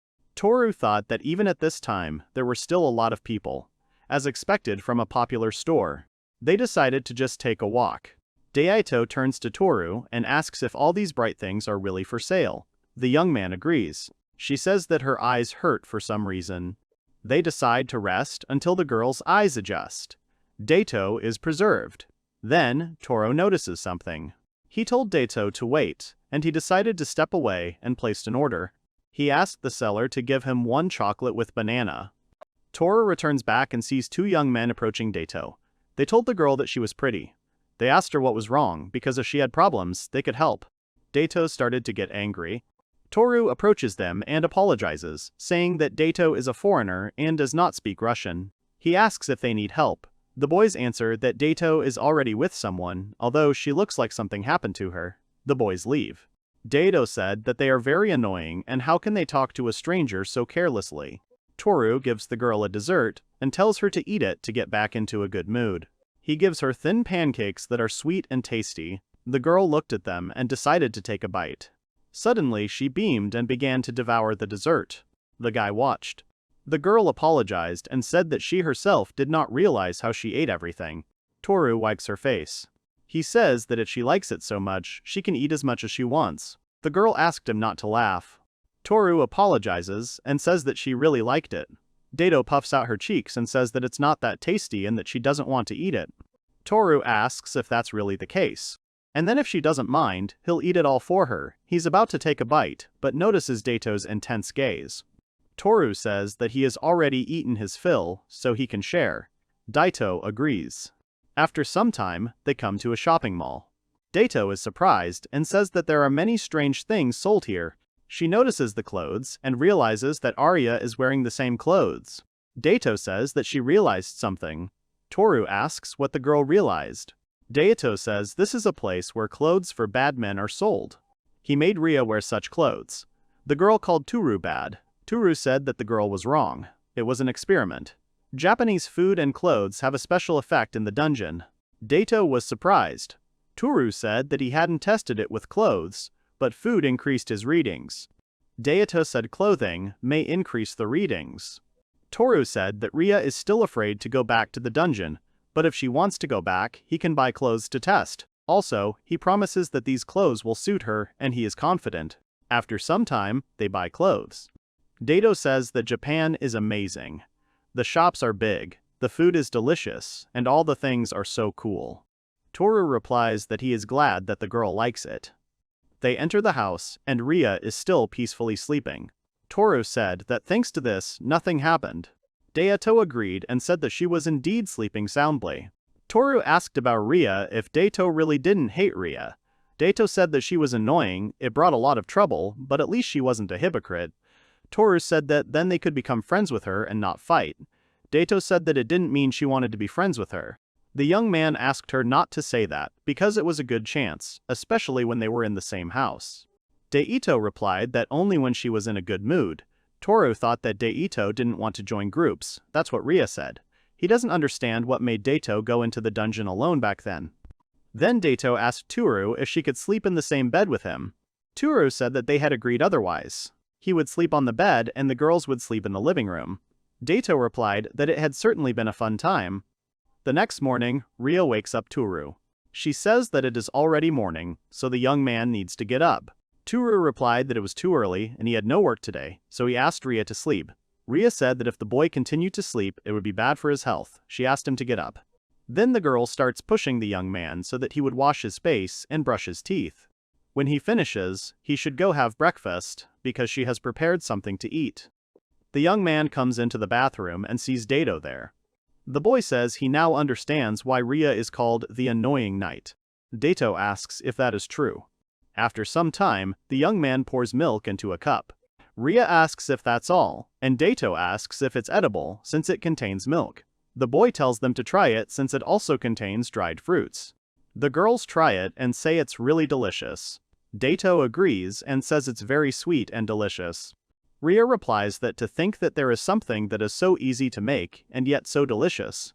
As expected from a great and experienced sage, it is incredible. After breakfast, he went to put away his luggage after moving to the subway. Tooru said that he was counting on Rhea, he would be in the room, and if necessary, the girl could call him. Rhea agreed and asked the young man to trust her. Tooru is left alone and says that now we can get down to business. He takes out his computer. Daito asks the boy what it is. Tooru replies that it is a computer monitor. He connects it to the system unit and starts the computer. The boy says that it is not broken and good. Daito answered that the computer can do. He only sees a blue screen. Tooru said that he can do many things, and the internet is especially interesting. Then an image appears on the screen. Daito is surprised and asks what it is and if it could be that there is a fairy inside. The young man said that it was a singer. They can also find information about other worlds here. Daito said that Japanese inventions are amazing. Tooru said that he can do something else. He thinks that it is possible to see the layout of the dungeon and its appearance. Daito asked if that is really true. Tooru thought that there were a couple of things that needed to be checked, and one of them was money. The boy told Daito that he wanted to see the money of her world. Daito agreed and asked the boy to wait a little. She brings a pouch and tells Tooru to look. Tooru asks the girl what she did with the monsters he defeated. Dato says that didn't they agree to use the story, she can't tell him. Tooru says that he is safe for a while. The boy then asks about the gold coins. The girl agrees and says that they are Gaudius gold coins, imperial gold coins, and some commemorative gold coins. Tooru asked if he could use the coins to make purchases. He then said he had a request. He asks the girl if she minds that he uses the money to buy snacks and lanterns. The girl agrees and then asks the boy if he is sure that the currency from another world will be accepted. Tooru replies that it is obvious that yes. Deito tells him to take as much as he wants as thanks for the suit. If the boy is right about the artifacts of this world that increase stats, they will be even rarer than those that appear in the markets. Tooru wondered if this suit would be sold at the black auction. He says he'll take one of each coin for now. The boy then asks Dato if she wants to take a bath. Dato is surprised and asks if the boy really has one. Tooru agrees. The boy leaves the room and calls Heya. The girl comes and asks what happened. Tooru asks if the girl would mind taking a bath with Dato. Dato is surprised. She asks the boy to wait and says that she can take a bath herself. Heya says that she understands and then turns to Dato and says that she will teach the girl how to take a bath. Everything is different here. Dato says that she can handle it herself. Heya replied that it was dangerous and she couldn't do it alone.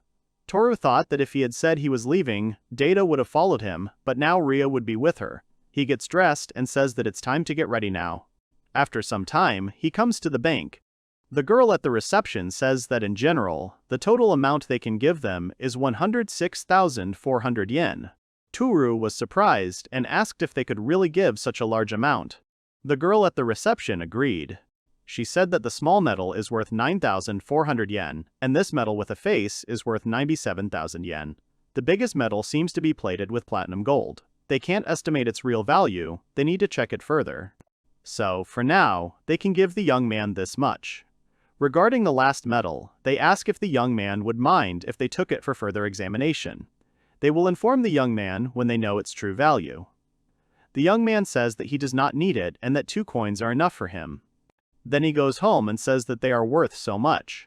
If they continue to study these coins, sooner or later it will attract problems. It will be suspicious if he comes to exchange money often, but he cannot spare some of his time for this now. Now that he has money, he can buy the necessary things to make sure.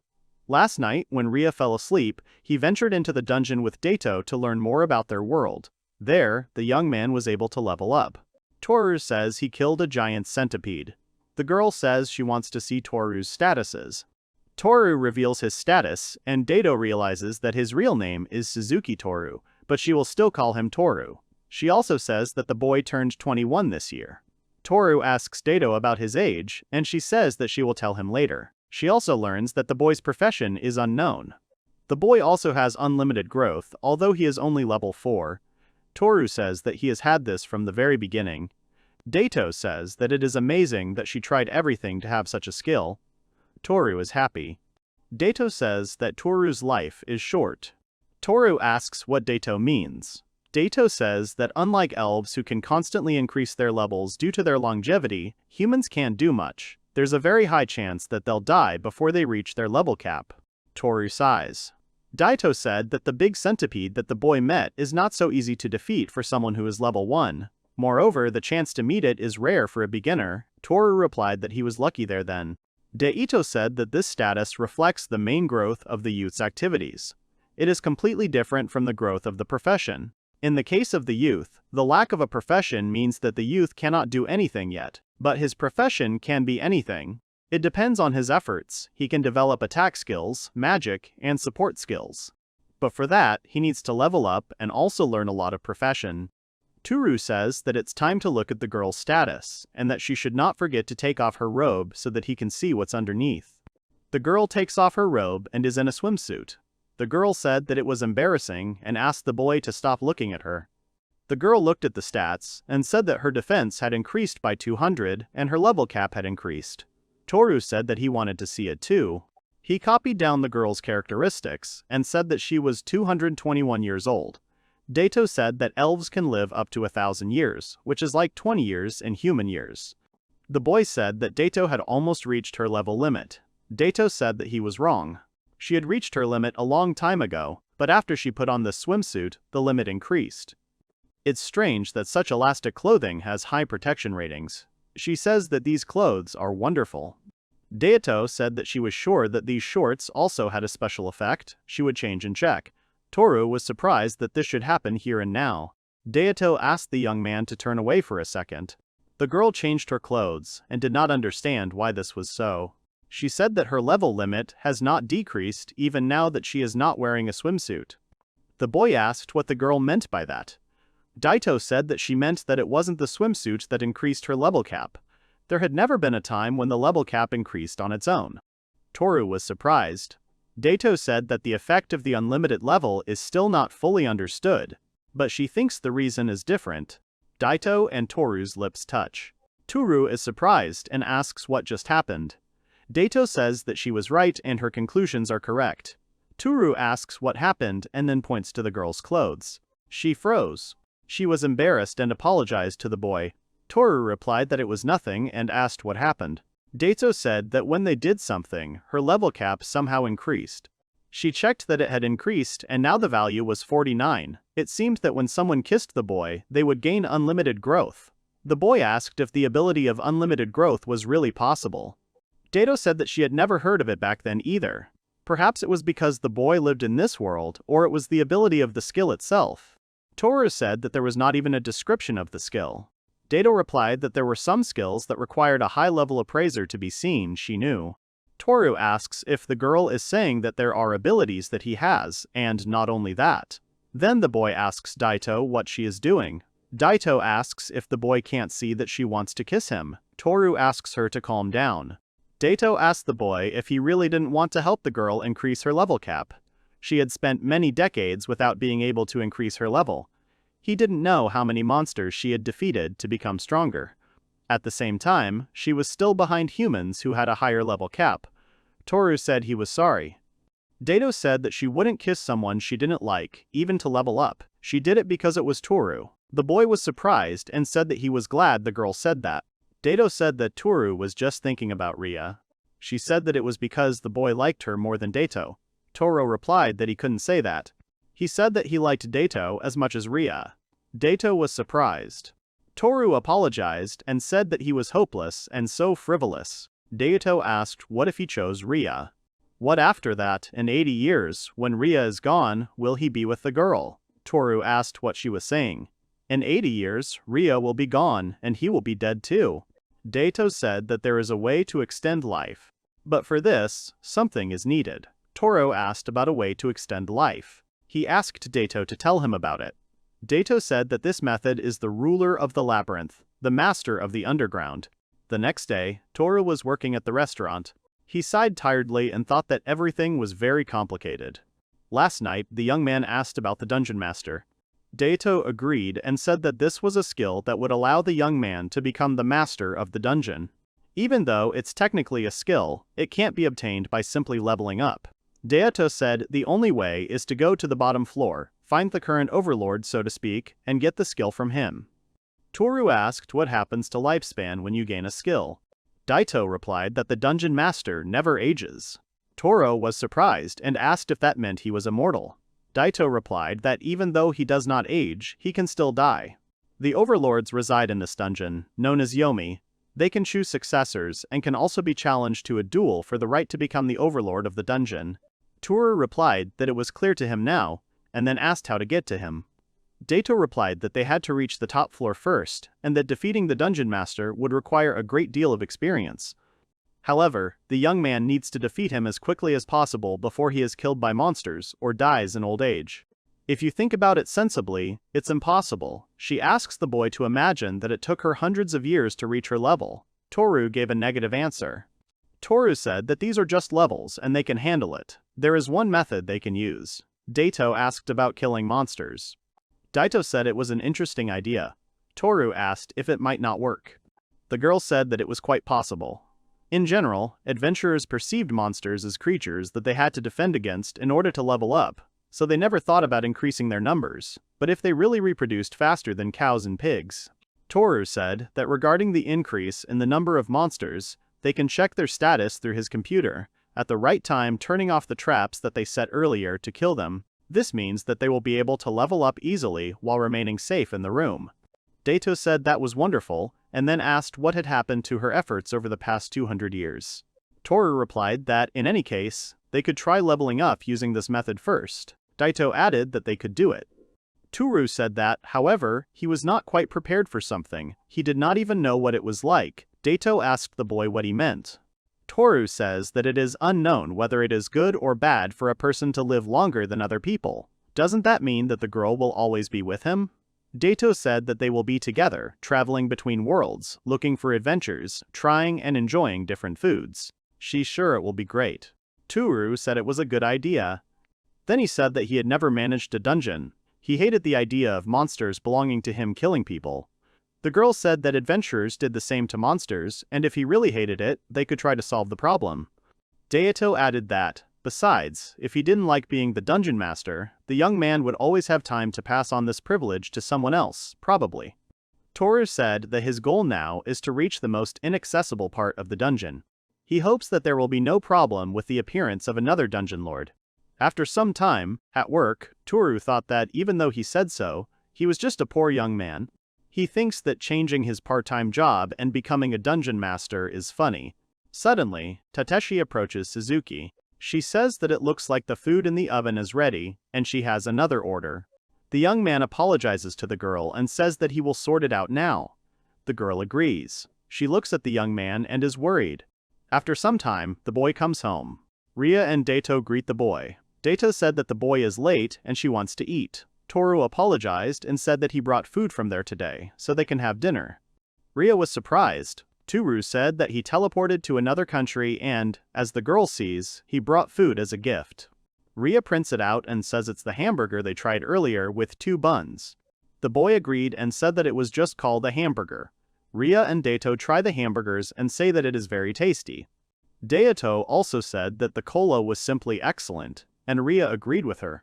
Tooru quietly opened the door and told Shizuku to take 1 burger and eat. The girl thanks the boy. Daito enters the room.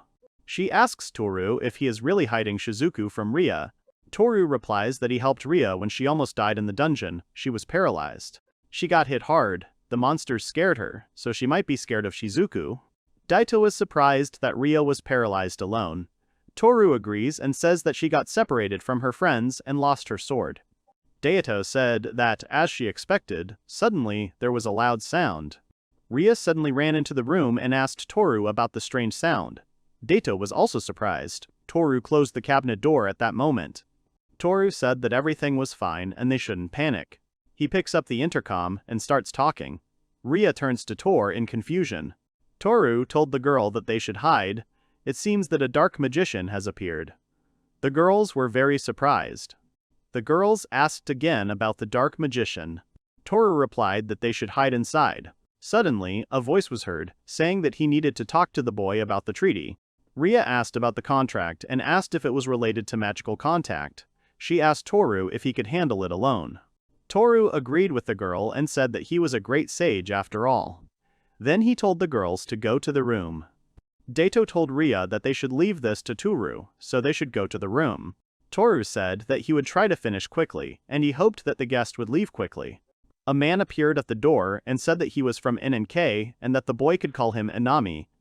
He asked the boy if he really had just moved in. Now would be a good time to discuss the cable contract. Tooru said they couldn't just barge in like they were at home. Tooru realized he had forgotten to lock the door when he came in. Tooru said that he doesn't have a TV, and the internet is enough for him. The man asked if the boy really wanted him to believe that he didn't have a TV, since there was plenty of room. Tooru said that he wasn't lying and there was nothing there. The man apologized for disturbing him and began to break into the house. He said that if Tooru didn't have a TV, there shouldn't be any problems. He would inspect the boy's house and it wouldn't take long. Tooru said that you can't go into the house. He asks the man if he really thinks it's okay to just walk into someone's house without permission. Tooru didn't understand what was wrong with this man. He pushed him away, even though Tooru had leveled up and his strength should have increased. Suddenly, Ria appeared and asked the man what he was doing with Tooru. And then she pushed the man so hard that he flew to the side. Tooru turned to Ria and said that he thought the girl was hiding. She pushed the boy back. The boy asked if the man was okay. Tooru thought that it was as expected of Rhea with her high level of hand-to-hand combat. He hoped that the man was alive. The man woke up and said that he was in a lot of pain. He stands up and says that he may not look like it, but he was a rank 9 in sumo and he had to say that the punch was pretty good. Tooru was surprised and thought that rank 9 sounded scary. The man gets angry and says that judging by the way the boy is trying to avoid inspection, there is definitely a television here. Tooru said, "There is no TV here." Suddenly, Dato appears and uses lightning magic on the man, stunning him. The man falls. Dato asked the boy not to worry, because there was no harm done. She simply used a spell to shake his consciousness a little. The man regains consciousness. Dato was surprised by how the man could move. The man says that it surprised him, and could it be that it was statistical electricity? Tooru wondered if the man was really human at all. The man put his hand on Toru's shoulder and said that he had to make sure about the television anyway. Tooru asked if the man really still wanted to see his house. Tooru sighs and says that the man can look around his house. He understands that the man does not want to leave. If things get worse, the two will kill him. The man says that everything is fine. He begins to look around and check the young man's house. He goes everywhere. He says that there really is no TV here. Then the man says that he has not checked the locked rooms yet. Tooru asked him to wait. The man wondered what it was and whether he really hid the TV here, as he thought. Tooru thought that behind this door were the books he hid from the girls. Tooru whispered the reason to the man, and he laughed. He said that it was normal for an unmarried man to have 1 or 2 dozen magazines. He told the boy not to worry and that he would not steal his collection. Tooru was surprised. Then Tooru asks the girls to leave the room first. He doesn't think Shizuku won't hide. Rhea asked if everything would be okay, since there were grimoires among them, and could it be that the dark mage's goal was to steal them? Tooru said that everything was fine and let him do as he wanted. After a while, the man comes out upset and says that there really is no TV. Tooru replies that he said so from the beginning. The man he answers that he will not give up. He will be here when Suzuki buys a TV. Tooru answered that when he wants to come, to make sure that he will be here. He is even afraid to imagine what will happen if he is not there when the man comes. The man then leaves. Tooru says that the people from NNK are so annoying. He notices that Dato is reading dangerous books. The young man realizes that the man did not return anything to its place after he dug through everything here. The girl closes the book. She says she put them a little further away. If Rhea finds it, it won't be good. In return, she wants the boy to let her read it when he has time. She wants to know what Tooru wants. Tooru thinks that Dato wants to do what is depicted there. Then Tooru thinks that it feels like he missed something. When Inami left, he used the balcony doors instead of the front door. He remembers it. The man comes out and sighs because he couldn't make the contract. Suddenly he wonders where he is. He realizes that it is so dark here, and he can't see anything. The man turns on the flashlight on his phone and realizes that he should have been in the hallway, and could it be that this is the back exit? Aren opens the iron door. He suddenly meets someone. At this moment, Tooru comes out into the dungeon and calls out to Inami. The man starts asking someone if he has a subscription or a contract. People don't understand what he's talking about and he's saying something strange. They decide to go back. The man walks right behind them. Tooru realizes that Inami just went after the monsters in the dungeons. He must go after the man immediately. He is sure that the man will survive the battle against the slugs, but it will be bad if he meets a giant centipede. Daito denies. She says that Rhea didn't bring her sword, and Tooru is too weak. It's too dangerous. Tooru asks the boy what will happen to him. Daito says that she will go alone. Daito says that now is the right time because she was just thinking about going back. Since she has been in the boy's house, she has had doubts that need to be sorted out. The boy needs gold coins to buy things. She says she will bring some and that Inami will bring some too. Tooru turned to Daito in confusion. The girl asked him not to make such a face because she would be back soon. Tooru replied that he understood, but since that was the case, he would help her pack her things. After a while, the young man gives the girl a bag and says that he put food and drinks, as well as cosplay clothes. Daito thanked him. The young man told the girl to come back safe. Daito said that was a given. They had talked about living together for the rest of their lives. She also said that she would bring Inami, they just had to keep the door tightly closed until the monitor worked. The boy agreed. The girl smiled. The iron door closed. Ria said that she hoped Data would return soon. Tooru agreed. Ria also spoke about Enamai and added that she hopes nothing happens. It had been a week since Dato had gone underground. Suddenly, the bell rang, and Tooru thought that it seemed like it. Tooru apologizes and says that his hands are a bit busy right now, so can they open the door? He realized after the Inami incident that he can't open the door from the inside even if the bone comes, since it's connected to the dungeon. A courier comes into the room and says that a delivery has arrived for the young man and asks him to sign for it. The young man signs and thanks the courier. He then sighs and says that the box has finally arrived. Ria asks Tooru what it is. Tooru says that these are special artifacts. All the money he got from selling the coins has been spent. But as long as he has this, he can finally remake the dungeon. First, you need to install the cameras and the voice recorder, then connect the cables to them. Tooru asks Ria to look at the screen. The girl agrees. She looks at the screen and then takes the camera. The girl is surprised to see a young man on the monitor. Tooru asks her. Ria said that just now the room with the tatami was there and suddenly Tooru appeared. The young man realized that the camera was working. He says that at least it should work. The problem now is how to move the cables into the dungeon. Since he rents an apartment, he can't drill a hole in the wall, nor can he keep the door open all the time. He has only one way in mind that should work. He sees a pipe from the air conditioner. It is in the same direction as the entrance, so maybe he can. It will create a hole to pull the cable through, and he himself thinks that nothing happens here. The young man says that he is going underground and will return soon. Ria agrees. He looks around the dungeon and says that if they are connected, then the cable should be here somewhere, but it is not here. He says that this can't be, and was it all pointless? Then the young man says that it is too early to give up. This room is connected to both the dungeon and the apartment, but when the door is open from the inside, it is connected to the dungeon. When the door is open from the outside, it is connected to the apartment. If the door is closed, then what is it connected to? He heard Enema's voice before he opened the door. In other words, it is connected to the apartment. If he opens the door from the inside and leaves it open, it might be connected to the dungeon. The pipe may be connected to the dungeon. Tooru says he's going to the dungeon again. Then he discovers a wire on the wall. He also brings the camera and connects it. All that's left is to check if the cable is connected when he closes the door. The young man runs to the computer and asks Arya what's wrong with the camera. On the screen, he sees a dungeon. The cable is still connected to the other side.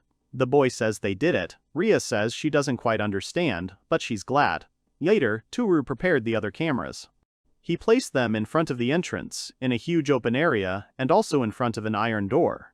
He placed them in different places. Ria says that with this, the boy will be able to see what is happening in the dungeon from the room. The boy agrees.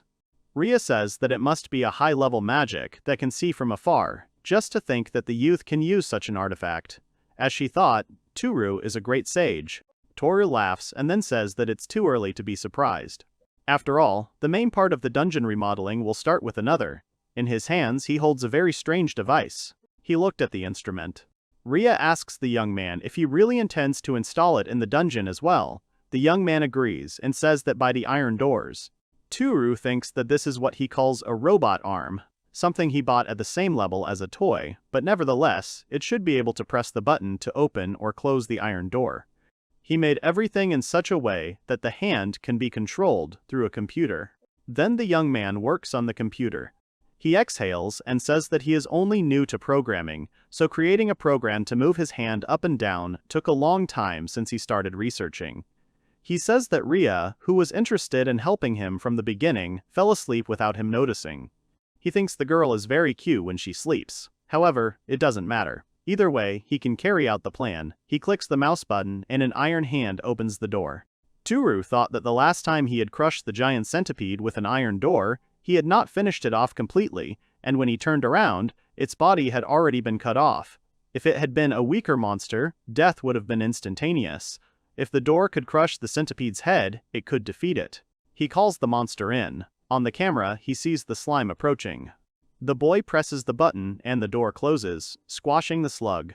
The young man thinks it worked, and then decides to continue. After a while, he says that something is really bad. It only worked well with the first monster. Since then, many slugs have entered, but most of them have left before the door closes. It seems he will have to defeat all the slugs that passed by the door. After a while, he comes out. He sees slugs near the body of the centipede. He realizes that they are attracted to the corpse of the centipede. The corpse is mostly digested, so you need to think about what other bait to make. If this is the only thing that can attract slugs, then its level won't increase much. He's thinking of something that other monsters will like better than slimes, something so good that they won't notice the traps. He thinks it's time to go shopping a bit. Tooru goes outside dressed as Shizuku. The girl says that the shop is big and dazzling.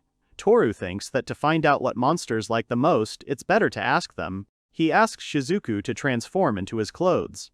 The boy then asks her that if she likes something, she should just tell him. Shizuku agrees and says that she will try her best. They walk around the store. Shizuku said that everything looks very delicious. The boy says that when they attack a person, the monsters think it's meat. Shizuku says that she also likes the favorite dishes that the master takes. Tooru thinks that Shizuku is too cute. He says that the monsters like Japanese food, so he will buy a little bit of everything. He decides to buy fruits, vegetables, meat, and snacks and try them all out. He turns to Shizuku and says that since he made her come, he will buy her anything she wants. Shizuku asks if this is true. Then she says she wants a collar. Tooru asks if she really wants to wear the collar, but slimes don't have necks. Shizuku replies that it means he will wear it in human form. It was written in a thin book that if he wears the collar given by the master, it is proof of his affection for you. Tooru thought that it was true that Shizuku was like a pet, but the collar in human form was not very good. He cursed that his brain imagined Heya. Tooru suggests that the girl choose something else today. He thinks that it seems that Shizuku absorbs some not-so-good information from these books. Shizuku agrees. Then he looks at the store and thinks about the pets. He wonders if these products can be used as bait. After some time he comes to the dungeon again. The young man lays out the food and says that he will put the food in front of the door. Then he decides to put cat food in. If he uses it, the monsters will gather around and jump in. Shizuku says it smells delicious, then asks what it is. Tooru says it's animal food. If a girl likes it, then other monsters should like it too. Night has come. Tooru sits down at the computer and decides to open the door. The iron door opens. Tooru said that it simply couldn't be. The giant centipede and the giant mouse appeared. Not only them, but also ghost mushrooms, and there are also many slugs. It seems that almost everyone was attracted by the cat food. He then decides to close the door and tells the monsters to stay put. The door closes and Tooru says it worked. His level also increased. Shizuku told the owner that it was just wonderful. He decided to go to the dungeon and check it out. Later, the young man learned that his level had increased by 2 and he had defeated everyone in an instant. Then he noticed something special. If there is no direction in the work section, it means he cannot master various skills. This is what Daito told him earlier. The boy wonders if he can view other people's statuses this way. He will try it on Heya when he has the opportunity. If he continues to do the same and increases his level, he will be able to defeat the huge centipede with one blow. It can be argued that clicking the mouse counts as an attack. After some time, the young man decides to replenish the bait. He comes home and sits down at the computer, ready to continue leveling up. However, he looks at his phone and realizes that it is very late. Tooru thinks that his part-time job starts at 9 in the morning and he should sleep more, but he decides to defeat the monsters one last time and then go to sleep. The boy says that it was close and they ran away at the last moment. Then the young man decides to try again. After some time at work, the young man was very rumpled. Finally came to work after a sleepless night, but he had increased his level a lot. Suddenly, Taiteshi turned to the young man and asked him to quickly prepare the salad. Tooru thought he should hurry up and level up. Decorating a salad doesn't level him up. If only he could level up while working. If he recalls, he was once addicted to games.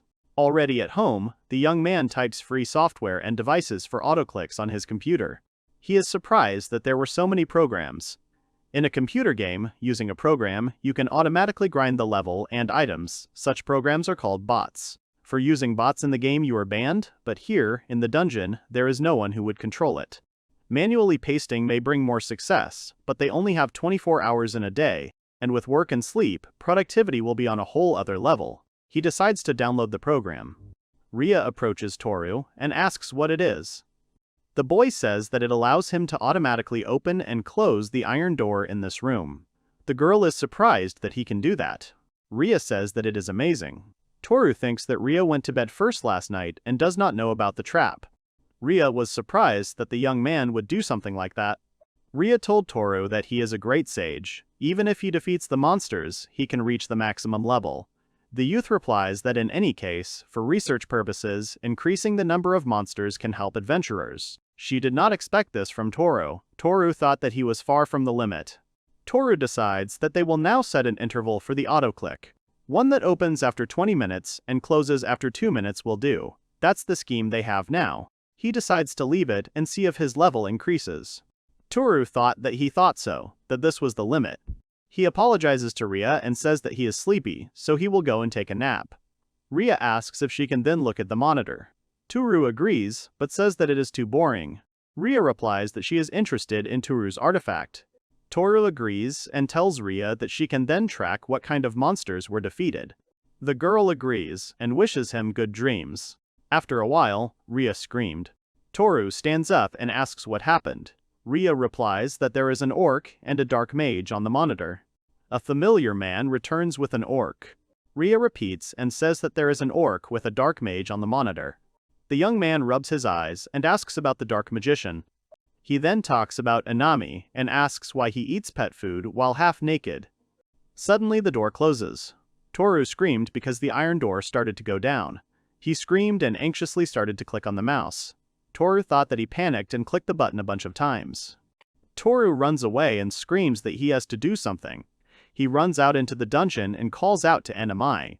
The man says that they haven't seen each other for a long time. Inami asks if it is possible that the young man bought the TV. Then they need to make a contract. Tooru says that he did not buy the TV and they will sort it out later. The man asks why Tooru suddenly screamed like that. Tooru asked him to look up. The man replied that he understood, and when he looked up, the boy would steal the delicious food he and Mr. Orc had found. He wouldn't buy it. Tooru said that the man was wrong. This animal food is a trap, so he asks the man to go upstairs. Inami looks up and sees the door going up and down. Inami tells the orc that they should retreat. The orc asks Inami what happened and he wants some tasty food. Inami says that this delicious food is a trap. The orc replies that he believes the boy. They are leaving. Tooru sighs and says that they are safe now. He is tired for no apparent reason. Then he realizes that, after all, Inami has returned to the dungeon. He presses the button and says that he can still bring Inami back. He thinks that with Rhea, he can probably get through the wall behind the iron door. He holds out his hand to Rhea and calls her to come with him. The girl agrees. Suddenly, she falls. Tooru notices her trembling body. The next moment, Daito appears. She asks Tooru and Rhea what they are doing here. Tooru replies that Daito just passed by enemy. Daito remembers the name and says that Tooru is talking about that Japanese guy. The boy tells the girl that she just forgot about it. The girl says that she knows. Daito replies that she has carefully collected information about Inami, as there was a rumor in the guild. Tooru asks the girl what she means. Daito turns his attention to Rhea and says that they can talk in the room anyway. After some time, Daito drinks cola and says that cola after so much time is simply the best. Tooru asks about the rumor. Daito replies that there is a rumor going around the Adventure Guild bar about a strange orc who is asking people if they want to sign a TV contract. Tooru asks about the Adventure Guild.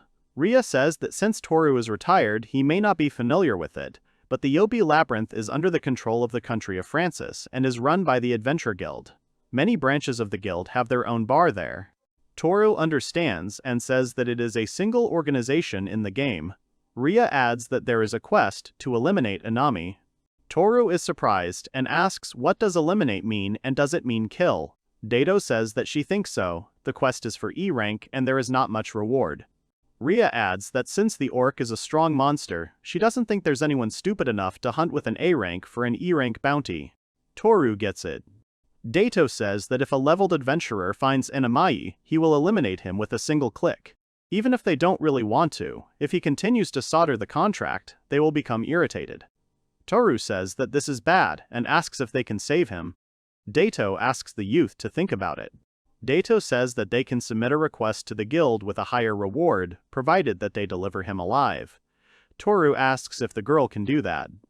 Daito says that maybe the boy wants to talk to the one who gave the quest in the first place. She doesn't think it will be a problem since that person wants enemy to leave. Tooru says that he will be the same way because he will bring him back to this world. He apologizes to Daito and asks if the girl can go to the Adventurers Guild. Daito gets angry and asks the boy if the boy knows that she just came back from there. Tooru says that she knows that she is asking for a lot. Tooru says he can't leave Inami alone. He begs Daito. Daito says that if Tooru is with her, she will go. The boy is surprised and asks if the girl really wants to go with him, but last time she said it was dangerous. Daito says that the boy has raised his level since then. He will be fine as long as she and Ria are with him.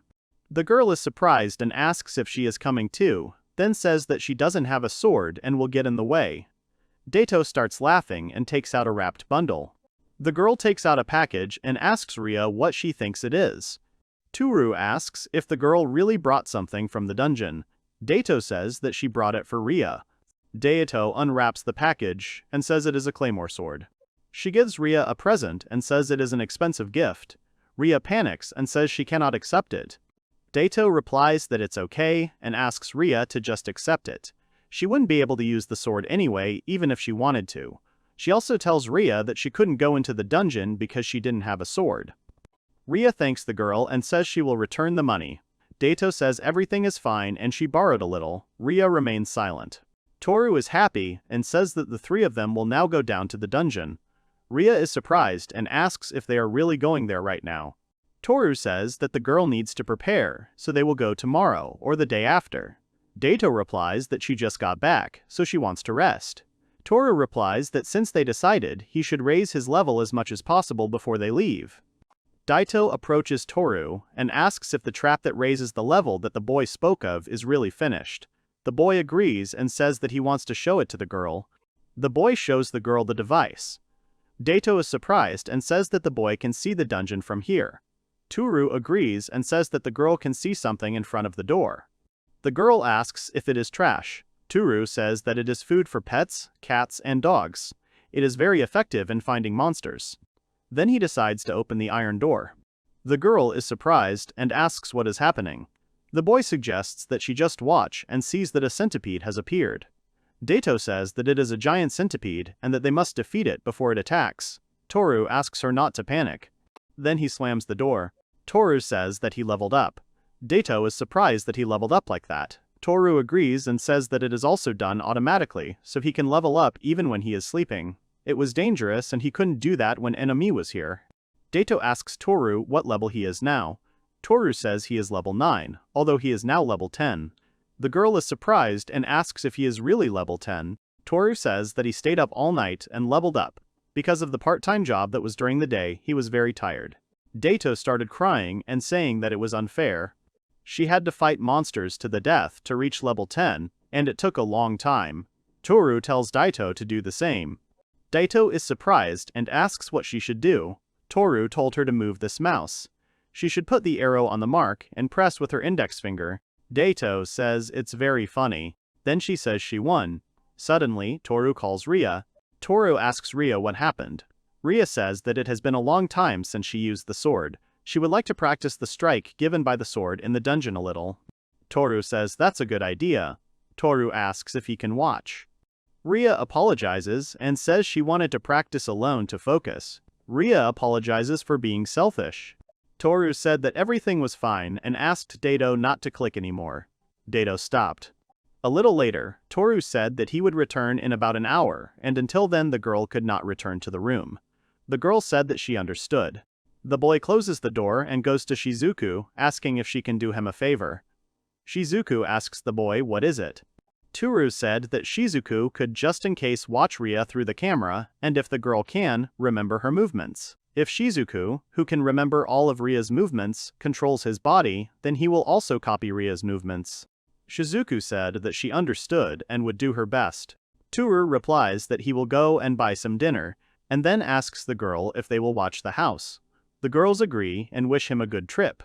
After a while, Tooru says he splurged and bought some good meat. Daito is back, so he decides to make some delicious sukiyaki. The boy comes back and says he's home. Suddenly, Daito and Shizuka appeared and said that something bad had happened. Tooru asked what happened and why the girls were panicking. Suddenly, they say that Rhea has passed out in the dungeon. Some time ago, a girl thanked Rhea for being part of the Kacha household. Rhea told the girl that she was not worthy of these words. The girl said that she was no longer Rhea's mistress, so the girl should not be modest. Rhea remained silent, but the girl hugged her. She said that she and Rhea were almost the same age and had grown up together since they were young, so the girl was like a sister to her. Rhea was shocked by Monika's words. Monika asked Rhea not to make such a face. Since she is leaving today, Monika wants the girl to smile and say goodbye to her. Monika added that it was nothing compared to the loyalty that House Eldrax had served them with, but she would like the girl to take the sword. After some time, Rhea wakes up. She gets up from her bed and looks at his hands. At this time, Daito told Tooru that everything was okay. She had no physical injuries and her breathing and pulse were normal. Tooru breathed a sigh of relief. He asked the girls why Rhea fell. Shizuku replied that they were looking after her. She was holding her sword and then stopped and suddenly fell. Daito added that this is most likely a mental trauma. Tooru spoke about the mental trauma and added that, as he thought, she must be afraid of the dungeon. He thought that since Rhea went out alone with a sword, she would be fine. Daito replied that it was not so. Rhea wanted to go alone to overcome her fear. This is trauma. If so, it would be better for Rhea to stay here safely and take her time to heal her emotional wounds. Daito says that Rhea's trauma may never heal. Tooru is very surprised. Tooru asks the girl what the reason is. Daito says that the rumor in the Adventurers Guild wasn't just about Inami. She says that there was another rumor, and if it was true, then the problem was deep-rooted. Tooru was surprised and asked if this rumor had anything to do with Rhea. He asks Daito to tell him about it. Daito felt a little awkward. Suddenly, Rhea appeared and said that she wanted to tell him something. They were surprised. Tooru asked the girl if she could get up in her current state. Rhea replied that it was fine and apologized for bothering her. Daito told Rhea that she didn't have to force herself to talk about it if she didn't want to. Rhea replied that she had to tell him about it. She wanted Daito and Tooru to listen to her story. After a while, they were all sitting at the table. Rhea said that in order to tell them why she became like this, they first needed to know why she became an adventurer. She was born into House Eldrax, a family of military nobles who had served House Katja for generations. Their duty was to lead the knights of the noble Katja family, but no sons were born into the Eldrax family, and Rhea became the head of the house. However, at the time she was born, the Katja fiefdom was suffering from endless droughts, which led to economic problems. However, strangely, only girls were born in the Katja household. The female head of the Eldrax family was forgiven because they were not of such noble blood, but despite everything collapsing before their eyes in that family, they could not allow a woman to lead it. They became poor and were not blessed with an heir, and as a result, their lineage was cut short. The last of the Katja line, Monika Katja, married a duke, and thus the Katja line ended. At 16, Monika was to become the duke's bride. Monika gave Rhea her family heirloom, a sword. And so Rhea lost the mistress she served. However, even if she no longer serves the Katja family and she is not a knight, she is not able to throw away her loyalty to the Katja house. She thought about what she could do, and decided.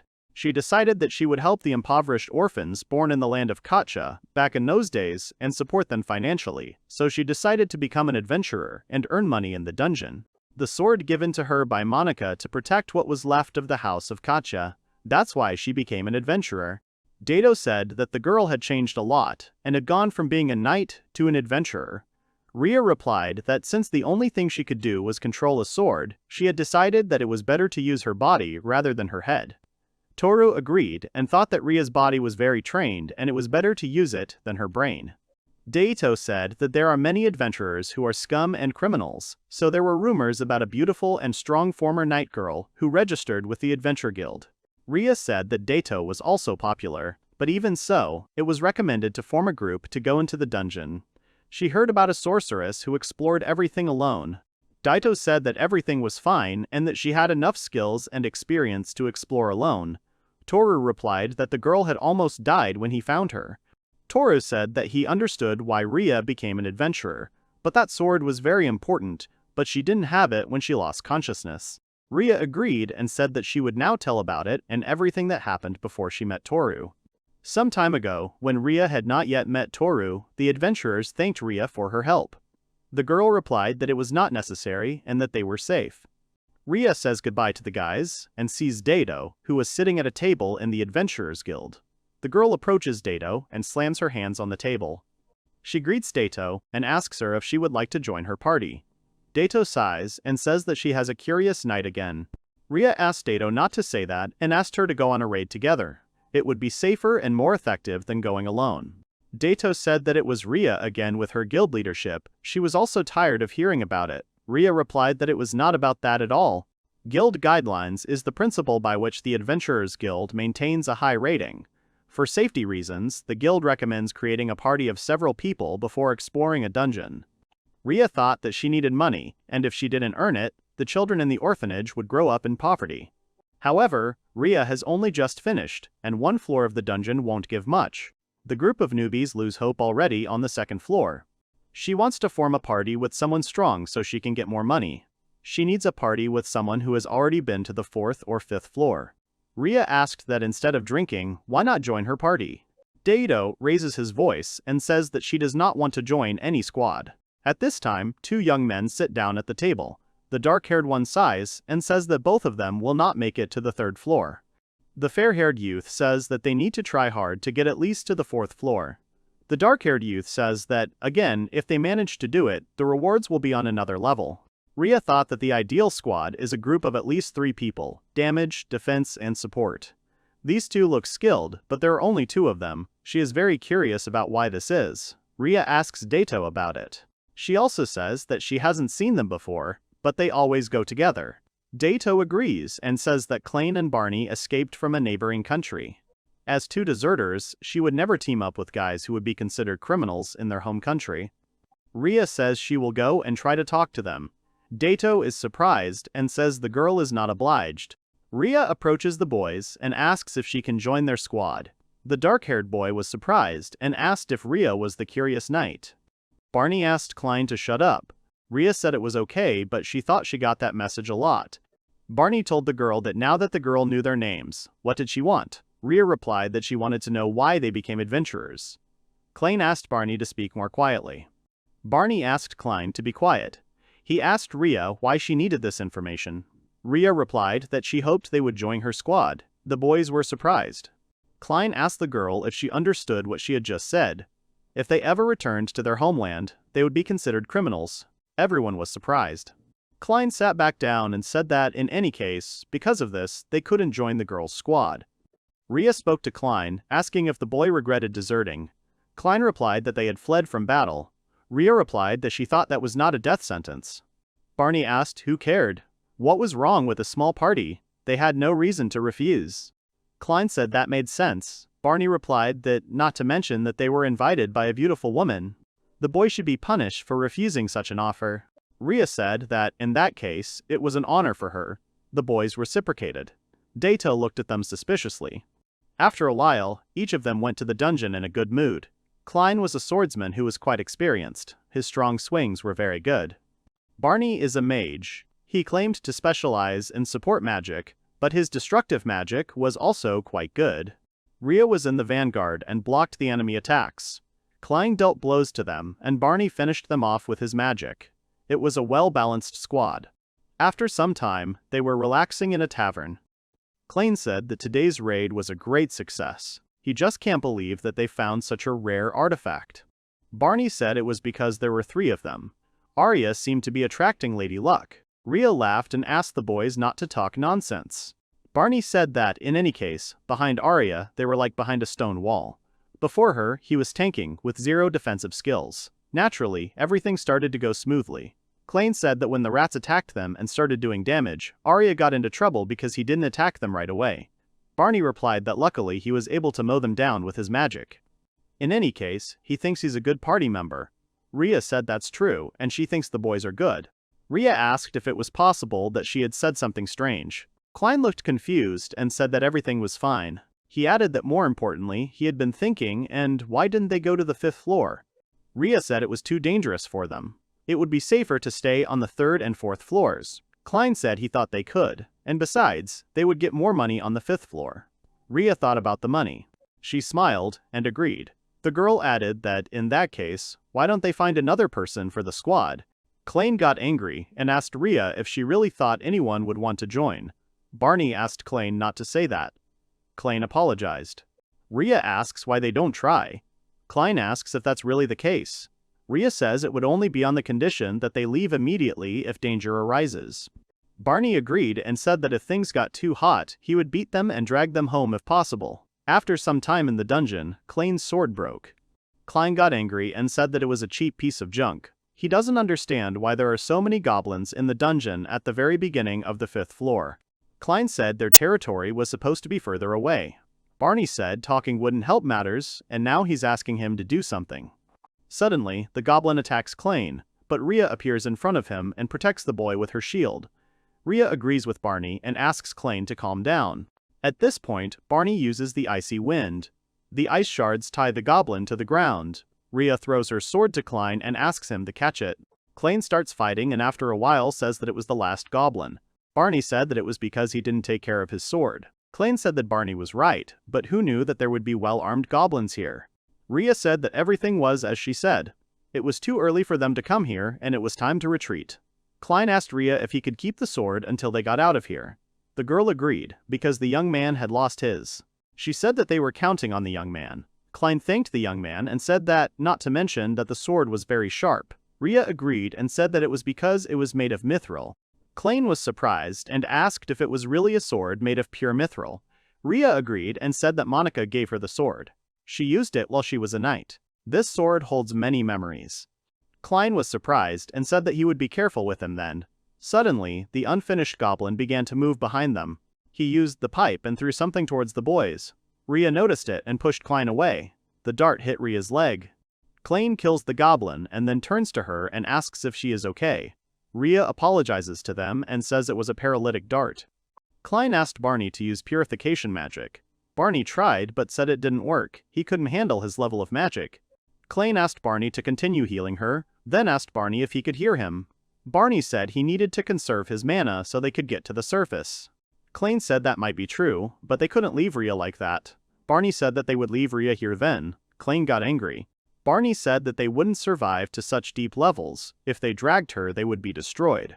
Klein asked what they could do. Rhea said to stop, and then told Klein that Barney was right.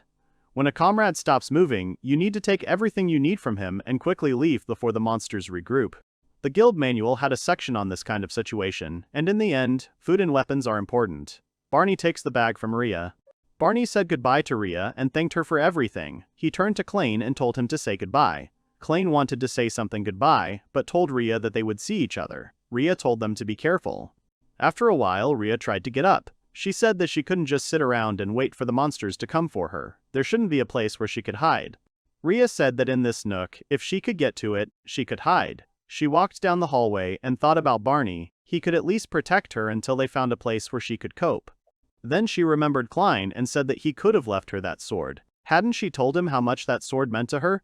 Even if she hides, she probably won't be saved by anyone. The girl apologizes to Monica and says that she is wounded in both body and soul. From there, Tooru already knows that they left her deep in the dungeon without any weapons or food. She couldn't move because of the paralyzing poison eating away at her body. She was afraid of the dark and monsters. She was terrified of her impending death and sat down to cry. That's when Tooru saved her. Tooru was so kind to her. However, before he realized it, she was so scared of the dungeon that she couldn't even hold her sword. Dato said that another rumor she heard in the guild was that Klein had obtained Rhea's sword based on the Adventurers Guild principle. However, every time she asked for details, she only received bits and pieces of information. Rhea said that she was also to blame. She was so scared that she couldn't move, and so she didn't even think about their safety. Although, rather, she wished the opposite. Dato said that it was normal. That was what the girl was so worried about. Dato said that she was just in shock. She would take revenge on Klein for what he did to Rhea and give her back the girl's sword. Rhea said that Dato couldn't do that. The principles of the Adventurers Guild are upheld by the Kingdom of Francisca. Dato would be considered a criminal if caught. Dato replied that they can't forgive them. She asks what Tooru thinks. Rhea asks the boy to answer. Dato turned to Tooru again, whose hands were shaking. Tooru said that he could not forgive them, he would take revenge on them. The girls realized that Tooru had lost his temper. Rhea turned to Tooru and said that even if he says so, there are still principles and laws of the guild. Tooru says that the girl cannot forgive them and then asks what she is going to do. Dato asked the boy if he thought she didn't know that. Tooru replied that he was going to let them experience the same horror that Rhea had experienced. Dato asked the boy to let her help. Suddenly Shizuku appears and asks the master if he will help her too. Rhea was scared that white slime appeared. Tooru told the girl to get to work. From the cowards who made Rhea cry, they will return the girl's sword. Tooru decides to talk about strategy. After some time, Dato, Brownie and Klein were fighting on the floor, and Dato used the magic of the Inferno Mage. Brownie was surprised and said that it was as expected from Dato, a veteran adventurer. Klein said that it was quite reliable. Klein turned to the girl and said that she was so beautiful and simply had to join their team permanently. Dato laughed and said she would think about it. She herself thought about how the boys could say such things after leaving their ally and whether they were both such people. The impression they give is very different from Rhea's words. Klein is so familiar that it becomes uncomfortable. On the contrary, sometimes Barney has a look as if he is judging people on their merits. Dato thought that Rhea was a very kind-hearted person, so anyone would look good in her eyes. Klein turned to the girl and asked about her artifact and asked if it was really quite useful. Dato asked if the boy was really talking about the moonstone necklace. She agreed and said that even if they didn't have a torch or lantern, everything would still be bright. It was probably her most valuable artifact. Barney asked how much the artifact cost her and if it was worth a lot. Dato said it wasn't that expensive. Klein's sword looked much more valuable. Klein was surprised and asked if the girl really thought so. He said that it was a sword made of mithril, or rather pure mithril. Dato thought that this sword did not belong to Klein. It was a pity that she could not do it right now and would have to wait. Otherwise, she would ruin Tooru's tactics that he had so carefully thought out. Tooru said he wanted Dato to lead Klein and Barney down to the iron door in front of this room. Dato said if that's what he wanted, it would probably be easy. She thought they'd want to get to level 5 anyway. After a while, Barney asked Klein to stop. Klein asked the boy what was wrong. Dato thought Klein was a fool, but she didn't trust Barney. Barney said that, all things considered, he honestly didn't think someone as capable as Dato would accompany them. Dato said that was a reasonable assumption. To ensure the success of Tooru's strategy, Dato rose to the top again. She first posted a flyer on the guild's bulletin board. Barney and Klein approached Dato. Barney said that they saw an ad on the board that a girl was looking for a temporary team to earn some money. Barney said that was a rarity for Dato, who was rumored to always go alone. Dato said she had her own expenses. Anyway, she asked if the guys had talked about getting money. Barney said that on the 5th level of the dungeon, there is a conversation about a funeral service. The phrase funeral service is slang among adventurers, which means that it is necessary to take the items of adventurers who died in the dungeon. It's literally the search for dead bodies. However, the equipment of dead adventurers is usually quite shabby. It often does not bring any profit. Dato said that there is no profit in the funeral service. Even if there are cases of unknown adventurers receiving a funeral service, it has never been done for former party members. Barney said that there is a great opportunity for a funeral service. There's a former knight's armor and a shield, so it could bring in a nice profit, and why not split it 3 ways? Dato thought she knew there were people who preferred this kind of taboo. The boys have experience in getting their hands on equipment as valuable as a pure mithril sword. They are nothing more than adventurers who have developed a taste for funeral services. As Dato thought, the two were looking for a 3rd member to get into the 5th floor. However, even though they had a bad reputation from the start, they are such a suspicious couple who somehow got Rhea's sword. Dato thinks that they can't find any people except her.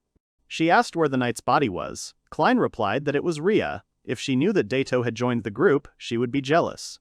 Dato laughs and tells Klein that he flatters her. Barney says that this is where Rhea died, so he suggests searching the area. They didn't know where the armor was. Dato smiles and thinks that the rest is for Tooru. She calls the guys and asks if Rhea is lying there. The guys turned around and were quite shocked by what they saw. Dato pointed to the blonde on the ground and asked if it was Rhea. The boys were surprised and asked how this could happen. Dato thought that this was supposed to confuse them. After a week without food or water, the body would look more decomposed. Dato smiled and asked if the girl had lived by chance. She asks the men, just let them not tell her that they had fun with Rhea and then betrayed her. Barney was surprised that she could be. Daito said she was joking. Rhea is not alive and is just a corpse. She pushes them and tells them to finish. The boys approach Rhea. Barney couldn't tell if she was really dead because she wasn't moving. Klain said that her skin color wasn't even pale. Daito said she wasn't sure she was dead. They would get a lot of money for that armor and shield when they got out. Daito said they should just take off the armor. Klein reaches out to the girl and apologizes to her. Suddenly, Rhea grabs his hand and calls out to Klain and Barney. The men are surprised. Barney asks Rhea if she is really still alive. Rhea says that she somehow survived and thanks the boys for coming to help. Klein asked if it wasn't okay to save your friends. Rhea replied that she was happy. Daito asked Klein what he was saying, since they came to sell her shield and armor and split the money. Barney said he would prepare a separate reward for Daito. Daito said that if that was the case, she would keep quiet and expect at least 1,000. Rhea asked the young man what he meant. She said she didn't believe they had come to bury her. Barney said that it wasn't true and Daito was just saying weird things. Rhea said that she thought so because they were friends after all. The girl then turned to Klein and said that it was the girl's sword that he had picked up from the ground. She asked if the boy could return it to her. Barney said that the sword belonged to Klein. According to the guild's principles, if the girl survived, he had no obligation to return it. Rhea made a terrible face and apologized to the men. Suddenly, Tooru pressed the button and the door from above began to descend. Barney and Klein were scared. Barney said that it was dangerous here and they had to run away from here. Suddenly, Rhea grabbed them by the legs. They asked the girl what she was doing and asked her to let go. Suddenly, Rhea started laughing and then showed her face to the boys. Her face was disfigured. She told the boys to return her sword of memories. The boys screamed and asked her to let them go. Rhea said that if they give her the sword back, but she would think about it. Klein agrees and says he will give it back. They start screaming and then fall unconscious. Tooru comes up and says that they passed out. He turns to the girls and says that he is happy for them and that they did a great job. Daito said that she was very angry at men. Shizuku added that slime can last too. Tooru was surprised that Klein and Barney had wet pants. He decides to take a picture of them and then asks Daito to wait a bit. After a while, he tells the girl that he wants her to write a letter. The girl agrees and writes a note. The boy leaves the sword and says that they will now return to the room. After a while, the boy looks at the monitor and the camera. Daito says that she thinks that Klein and Barney noticed. They read a note that if they returned to that dungeon again, they would suffer until their last breath. Daito was impatient with Tooru's note and their photo. In the end, they ran away. Tooru says that he hopes they never see them again. He then stands up and goes to the room where Rhea was sitting. Rhea asked if they were finished yet. Tooru agreed, then handed the sword to the girl and said that it was hers. The girl took the sword with a shaking hand, then hugged it and started crying. She said that this was the sword that Monica gave her. The girl asked Tooru what he would do if she was stuck and couldn't move. Tooru replied that even if he had to carry her back, he would try to escape together, even if the monsters killed him too. The girl smiled and then approached to her. The boy was surprised, but the girl approached him. Rhea said that she knew the boy would say that. Tooru told Rhea that he needed to tell her something. He confessed that he was not a great sage. He apologized for lying. Rhea said that she had already thought about it. She knew it, but she enjoyed life with Tooru, continued to accept his kindness. She's the one who should apologize for the inconvenience. Tooru said that it didn't bother him, because he wanted to be near the girl. Rhea asked the boy what, in any case, who he was. Tooru replied that it would be difficult to explain. Rhea said that she understood everything, and it did not matter to her who Tooru was. Suddenly, Rhea kneels down and bows to the boy. She says that until she dies, she will be the knight of Tooru. Tooru asked her to wait a little. He can't accept it because it's too sudden. Rhea replies that if that's the case, then she wants Tooru to marry her. As a knight or a wife, she wants to be with the boy. It is pointless, so she asks the boy to be her master or husband, but the latter is better. Tooru replies that perhaps as a knight he would like to rely on a girl while traveling in this world. Rhea pouts. She said that she believed that her loyalty and sword belonged to Tooru. There were other adventurers, and Tooru was free to choose Daito and Shizuku. However, she tells the young man that if he sees her as his bride, she will be waiting for it with joy. After some time, Rhea was in the dungeon. She inhales and then uses a combination attack. Rhea realizes that her swordsmanship has not dulled. Then she exhales. Tooru comes out and says that the door is open. He told the girl that it was a great job. Rhea turns to Tooru. After getting her mithril sword back, she swings it around the dungeon every day to get a feel for it again. It seems she has overcome her trauma and is back to her usual cheerful self. Tooru says that dinner is ready and they can eat together.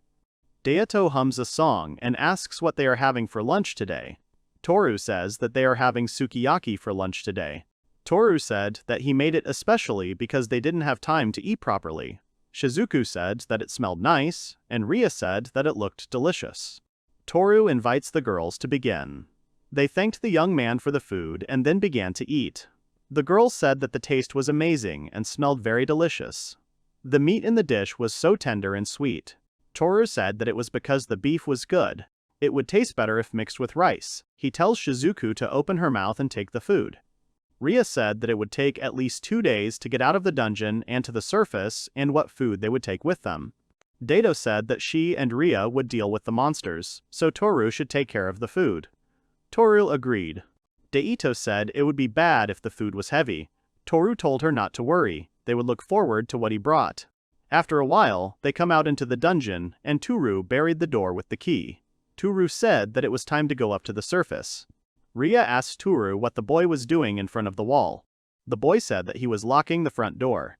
Daito asked if that was really the case. To her, it looked like he was doing something in front of a stone wall. Since people in this world can't see the apartment door, maybe there's no need to lock it. If anything had gotten in here, something unique would have happened, and besides, there's nothing wrong with being careful. Daito takes the key and hides it in an interesting place.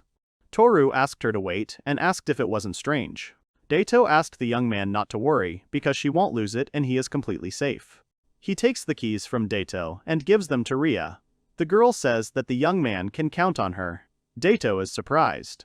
Suddenly, Rhea tells Tooru that she can see the door. Tooru and Daito are surprised. Daito asks how that is possible since she can't see anything. Shizuku said that she didn't see anything either, and then asked if Rhea really saw a door there. Rhea agreed and said that it was the door leading to Tooru's room. Tooru was surprised that Rhea suddenly saw the door. He asks Daito to take the key. Daito takes it and says that she sees the door and it's all because of the key. Tooru asked Rhea to see if she could open the door with the key.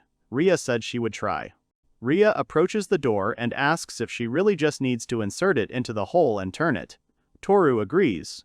Suddenly, Rhea opens the doors. Tooru thinks he was right. Since people from their world, like Rhea, can see the door with the key, then they can open it too. Then maybe there is something. He enters the house and asks the girls to come with him. They enter the room and are surprised to see Japan in the window. Tooru said that they can now see that they are outside the room. Rhea said that this is Tooru's world. Daito said that she has seen this street before and this is Tooru's world. Tooru asked Daito to give the key to Shizuku. Shizuku said that she can see it and that is the view from the outside. Tooru was surprised that the key had such an effect. He turned to Rhea and told her to promise that she would never lose the key. Then he says that now they will calm down a little and still start to get to the surface. Daito is left behind. Daito called Tooru and said that she wanted one key. Tooru was surprised and said that they were going to go to their world. Besides, he only gave it to Rhea for safekeeping and isn't it similar? He asks the girl to let Rhea keep it. Rhea said that she also wants one key. Tooru told Rhea that she can keep it. Rhea asked if it was true and she was very happy. Daito asked why only Rhea should get the key. She said it was favoritism. Tooru said he wanted one too. Tooru said they could get duplicates from the locksmith. Daito asks about the mechanic and says that they will go straight to him. Shizuku also calls Tooru to go now. Tooru realizes that they need to hurry. After some time, Tooru went to pick up 2 duplicate keys. The man said that the 2 duplicates would be ready by 8:30. Tooru thanked him. Tooru then goes outside and calls out to Daito and Rhea, but suddenly notices a crowd of people around them. He lends them some simple clothes. He understands that Rhea and Daito are very beautiful, so it's not surprising, they don't look Japanese. He thinks that no one will be rude to them. Everyone seems to just watch from the side. No one knows that it is a knight and a sorceress from another world. He takes the girls by the hand and says that they are going to go now. At the moment, they have time until the keys are ready, so they must do something. Ria said that this might puzzle the boy, but she wants to know more about the boy's world. Dato said that she went out at night, so she would like to see something new. Shizuku agrees and says that she also wants to explore this world. Tooru said that since they are leaving tomorrow, they can take a little walk. The girls agree. The girls see buildings that are so tall that they block the sky. They ride faster than any horse, and there are so many people. Dato said that it's not only that, there are also many delicious things here. She will give her recommendations to Ria. Tooru thinks that he doesn't know any other recommendations except pancakes. He doesn't know what they would like. Ria says she doesn't have the money of this world. Dato says it's okay and Tooru will take care of it. Tooru is surprised. Then Tooru agreed and told the girls to leave it to him. After a while he buys the girls pancakes. Ria tries and enjoys the food. Dato says that Ria has cream on her face. Then they buy more fish-shaped goodies. Then the girls notice a lot of people wearing different clothes. Ria agrees and says that they all look so fashionable. The girls turn to Tooru and say that they want to try something on. After some time, the boys arrive at a women's clothing store. The girls change their clothes and then go out to the boy and ask him what he thinks of his clothes. Tooru said that both girls looked really beautiful. Ria said that she wanted to try on the next set of clothes. Daito agreed and said that she would try on another set of clothes. The girls try on new looks. Daito had very daring costumes, and Ri had gentle and elegant ones.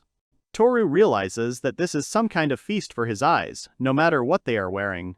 Ria then gives the girl a set of clothes and asks about it. Daito says that it does not suit her. Ria says that's not true, and it would definitely look great on her. Daito agrees and says that she will try on the set and she needs to get naked. Daito puts on a delicate lingerie set and asks Tooru how she looks. Tooru blushes. Daito asks if it really looks weird. Tooru says it looks nice and suits her very well. Ria said that it looks very cute. Ria then asks Daito to try on the next cute sets. After some time, the girls bought new sets of clothes. Tooru said that he was glad if they had fun. At least in the other world he could find some gold coins. Then they walk around the city. The girls say that Japan is really developed and looks so peaceful. Ria asks the boy if there are wars here. Tooru replies that there haven't been any for 70 years. Daito says that even if she is so advanced, she does not see demi-humans or elves. She asks if this is really such a country. Tooru says that, first of all, there are simply no half-humans or elves in this world. The girls asked the boy if it was possible that he was joking. Daito asked if humans had exterminated other races. Tooru replied that he had never heard of them fighting half-elves or half-humans. Daito said that was what she was wondering. Tooru replied that there were indeed myths about giants, demons, and such, but he did not think those stories were true. Daito said that she believed the boy. Daito apologized to the boy. Tooru asked what the girl was apologizing for. Daito replied that she was apologizing for her selfish request with the key. Ria also apologized. After all, this was Tooru's house. Tooru said that it was okay. He also wanted girls to be able to come to him any time. He wanted to show him more of Japan. The girls thank the boy. Tooru says, how about taking the keys and going to another world? After some time, they all receive keys for each. They open the door because it is time to get out of the dungeon to the surface in another world. The heroes arrived at the Yomi Labyrinth on the 5th floor. Tooru was scared when he saw the huge monsters. Suddenly, Ria and Daito appeared right in front of him.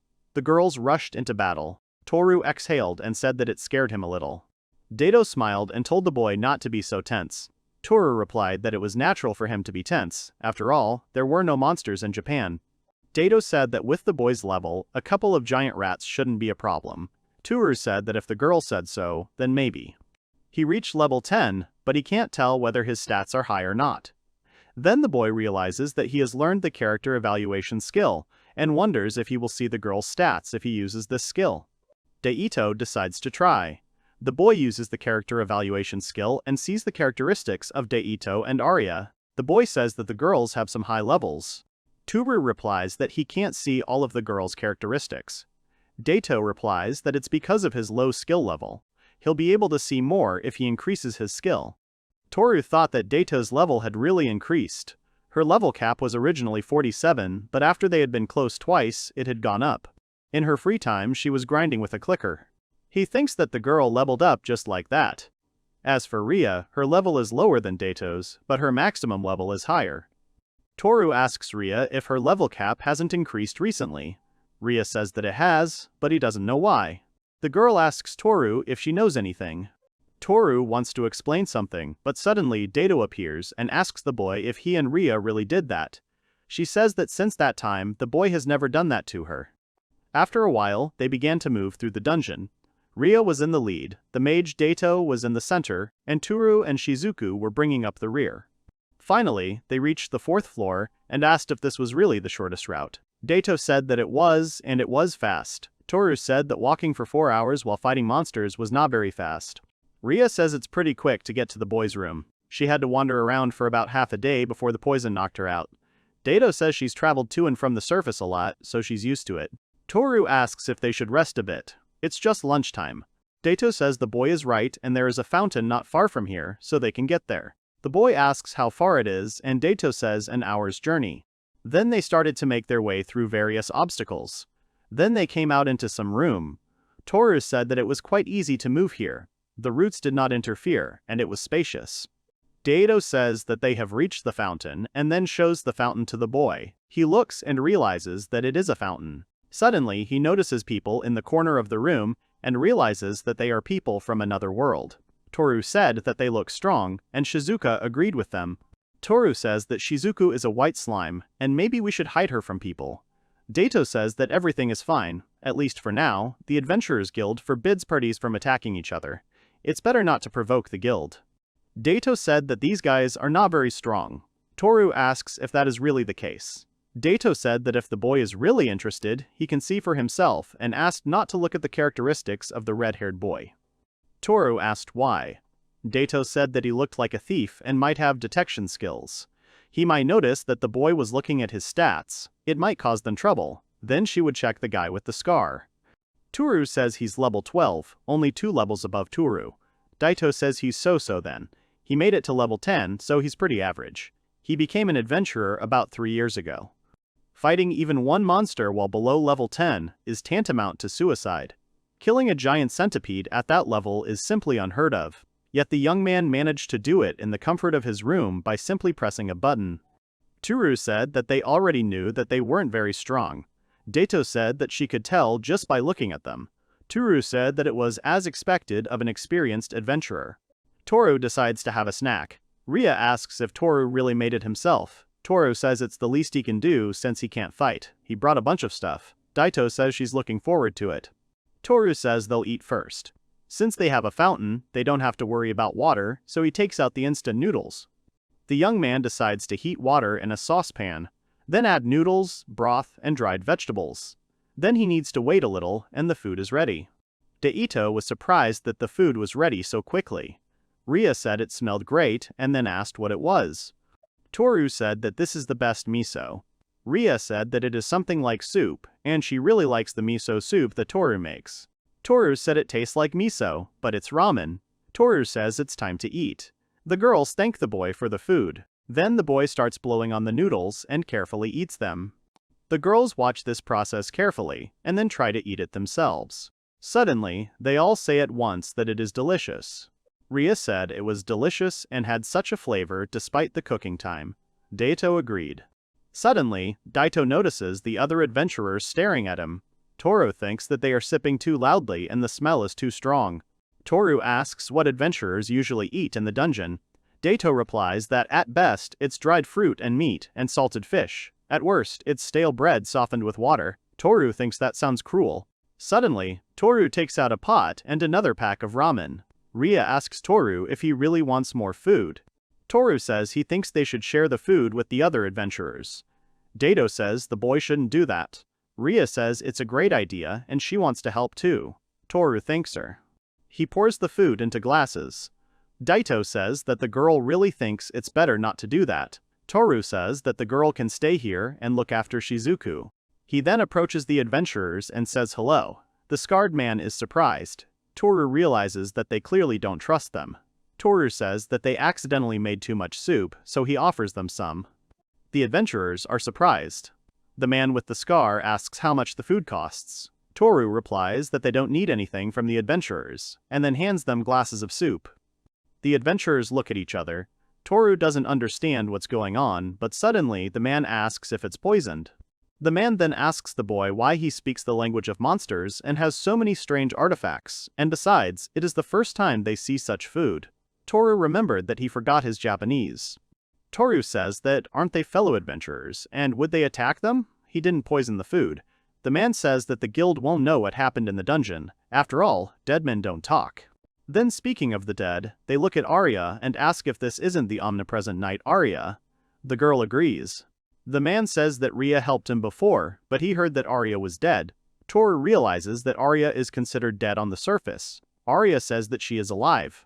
Tooru thinks about a guy with strange artifacts who speaks the language of monsters. A night girl who came back from the dead, food that no one has ever seen. He doesn't think it will work. Tooru says that if they are so suspicious, they can just throw the food away as they wish. He turns around and leaves. The man says hesitantly that he will eat it. Tooru turns around and is surprised. The man says that the smell and sounds and he can't resist. He may die, but it doesn't matter. He tries the food and then says that it is incredibly delicious. Tooru is surprised and asks if it is really delicious. The man smiles and says that it is simply amazing. The adventurers look at the man warily, and then begin to taste the food as well. They are surprised that it is very tasty. Suddenly, the red-haired boy shouted at them not to eat everything. Tooru was surprised and wondered why the boy said that, since he didn't add any poison. The young man said that if they softened their bread in this soup, it would be much tastier. The adventurers were delighted and began to taste the food. Then Tooru bids them farewell, and they leave. After a while, Daito said that she was surprised and didn't think that they would actually eat it. It's probably good that Tooru is so happy. Tooru said that he doesn't know if Daito is praising him or vice versa. Rhea asked the boy what he was holding. Tooru said that those guys gave him these flowers as a thank you. Daito asked about the flower, then was surprised and said if it was really an ancient tree flower.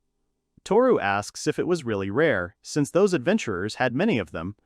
Daito says that this flower is an ingredient for a medium potion. Although they are in high demand, she has heard that very few adventurers know where to gather them. Some people have knowledge of such profitable things and hide it from others. In other words, this is a message from those guys that there is a place on this floor where the flowers of the ancient tree grow and he should look for them. It seemed like the best reward for the miso soup. Rhea said that they seemed to really appreciate it. Shizuku said that it was wonderful. Daito said that the boy should treat them to something delicious next time. The young man looks at the beautiful flower and says that he will treat them next time. After some time, the heroes arrive at the third floor of Yomi. Tooru is surprised to see a castle in the dungeon. Daito agrees and asks if the young man is really surprised. A few decades ago, when this dungeon was found, this castle caused quite a stir. It was simply filled with gold things, so adventurers filled this place. A real gold rush. After a while, several skeletons appeared. Tooru was very surprised, and then Rhea rushed into battle. She easily cuts these skeletons. Daito asks if they are really skeletons. Tooru says that skeletons must be pretty strong. Daito asks how they can be strong since they have no muscles and are unarmed. And then she asked if they weren't perfect for his training. Tooru asks if he can handle them. Daito said that if the boy relied only on the click strategy, even if his level increased, his technique and combat sense would not improve. Tooru agreed with her. Rhea said that she would carry their things and the boy could use her shield.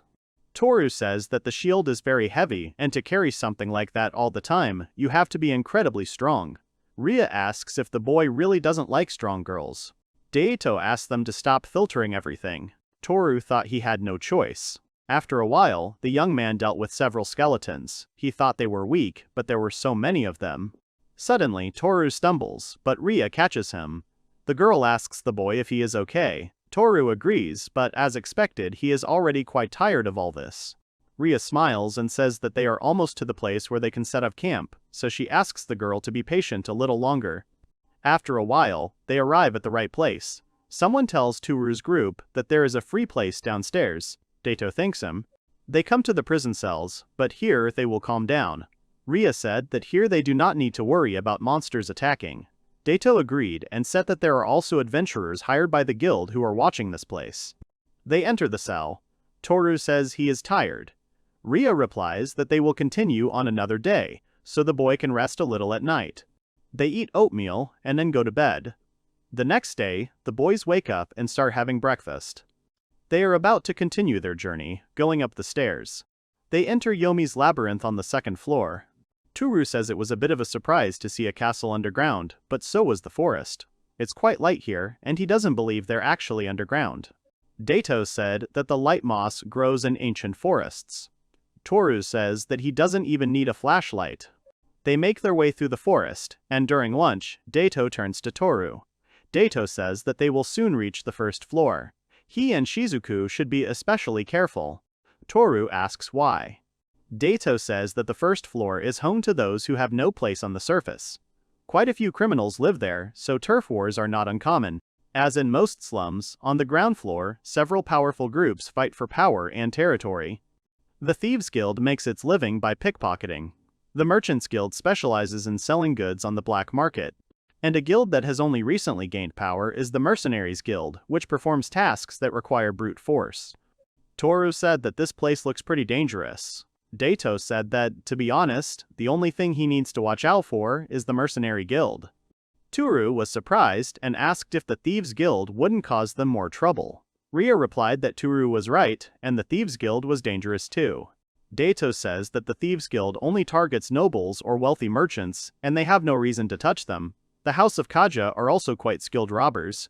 Rhea says it's a real shame, but it's probably because they kept bringing in kids who aren't part of the Thieves Guild. It's a pretty unusual house, so a few minor robberies can't be helped. Rhea said that everything is fine as long as they are in the shelter. Daito said that they don't even accept all of them. Tooru asked what about the Merchant Guild. Daito can't say anything good or bad about them, but she would be grateful if they sold them something useful for the journey, like food, weapons, or armor, but on the other hand, she heard that they were involved in forbidden things. Daito said that they are people who also need things, so she thinks that it is a guild of necessary evil. Rhea said that there was a rumor in the guild bar that Daito visits the Merchant Guild in various gambling houses. The boy asks about the mercenaries. The girls say they are bad. From what Daito heard on the first floor, they seem to be extortionists under the guise of protection. They will harass aspiring adventurers, posing as escorts. And then they take away everything they get in their expedition. She also heard that they control the convenient route to the lower floors and attack all adventurers passing through there. Tooru thinks that they are very similar to the Yakuza. Adventurers and the like would refuse such a thing. Daito says that is true, but if they do that, they will be in the minority. If possible, they should be avoided, and they will leave them alone. Tooru says that he is a little worried about them going up to the first floor. Shizuku agrees with the boy. Daito says that the boy looks unusual. Shizuku is a rare white slime, and they have a high chance of being discovered. Tooru says that they can transform Shizuku into his clothes. Daito asks about it. Rhea says that someone could use the equipment appraisal skill on Tooru's clothes because they are unusual. They might find Shizuka if they do that. Tooru says that Shizuku can become something that will allow him to blend in with the locals. Tooru asks Shizuku if she remembers what the people on the fourth floor were wearing. The girl agrees. Tooru asks her to try becoming an adventurer's equipment. Shizuku agrees and acquires the armor form. Tooru asks the girls if he can go in it. He can hide Shizuku like that. Shizuku said the armor looks great on him. Rhea says that the boy looks like an experienced adventurer. Daito agrees with her. Tooru adds that it would look a bit strange if his weapon was a pickaxe, so it would be better if it was an iron sword. Daito says that's fine. When they get to the first floor, they'll buy a sword. Tooru asks if that's really the case. They set off. After a while, the boys arrive at Yomi's labyrinth on the first floor. Tooru said that he had heard of course from stories, but the atmosphere here is more relaxed than he thought. Rhea replies that this Hona is in the Merchant Guild's territory. It is still the best part of the city. Tooru asks if this is true. Suddenly, someone calls out to the young man. He turns around and sees many beautiful girls, elves, who call him and ask if he wants to play with them. Shizuku says that Daito and Rhea are looking at the master. Tooru said that it was the first time he saw other elves besides Daito. Daito said that they are the most common elves that can be found anywhere, and she is a high elf. The girl asked not to put her on the same level as these scoundrels working here. Then they walk around the city. Tooru asks if there could be a weapons shop here. He asks the girl if she will buy him a sword. Daito agrees and says that if it is not too expensive. They enter the shop and look at the swords. Dato points at the swords and says that these look pretty good. Tooru says that this shine and this hardness. Without a doubt, a great sword. The male merchant says that the boy has excellent taste. They buy a sword. Dato said that she can't believe that the man sold them the sword for only half the market price and that it was a good deal. Rhea asks the boy if she can examine the sword a little. Tooru asks how it is, and if it is cool for its price. Rhea says that it is just an iron rod, and then says that part of the blade is also too thick, and such a sword will not even cut paper. Tooru says that the girl is right. Rhea smiled and said it was just a beautiful dull sword with a polished surface. Tooru said he was wondering why it was so cheap. Dato said it was just a prop, and it was okay because it was cheap. Then Tooru sees a line and asks what kind of store it is, since there are quite a lot of people there. Dato says it's one of the unloading stores. Tooru asks what they trade. Dato says anything from the surface, loot and dungeons, stolen for illegal sale, anything will do as long as it's worth something. Daito points at the boy and asks what about him. Daito said that it seemed like the boy found something unpleasant and that the guy was from the mercenary guild. Tooru asked about the boy and asked about the man next to him. Dato pointed to a tattoo of swords and a shield on the man's face. She said it was the mark of a mercenary guild. Dato told Tooru to never start a fight with them. At that moment, Rhea approached the man and asked if he was selling it. The man agreed and asked what was wrong. Rhea said that if so, she would buy it and asked the price. Dato asked Rhea to stop. Rhea approached the boy and said that he was safe now. The boy agreed.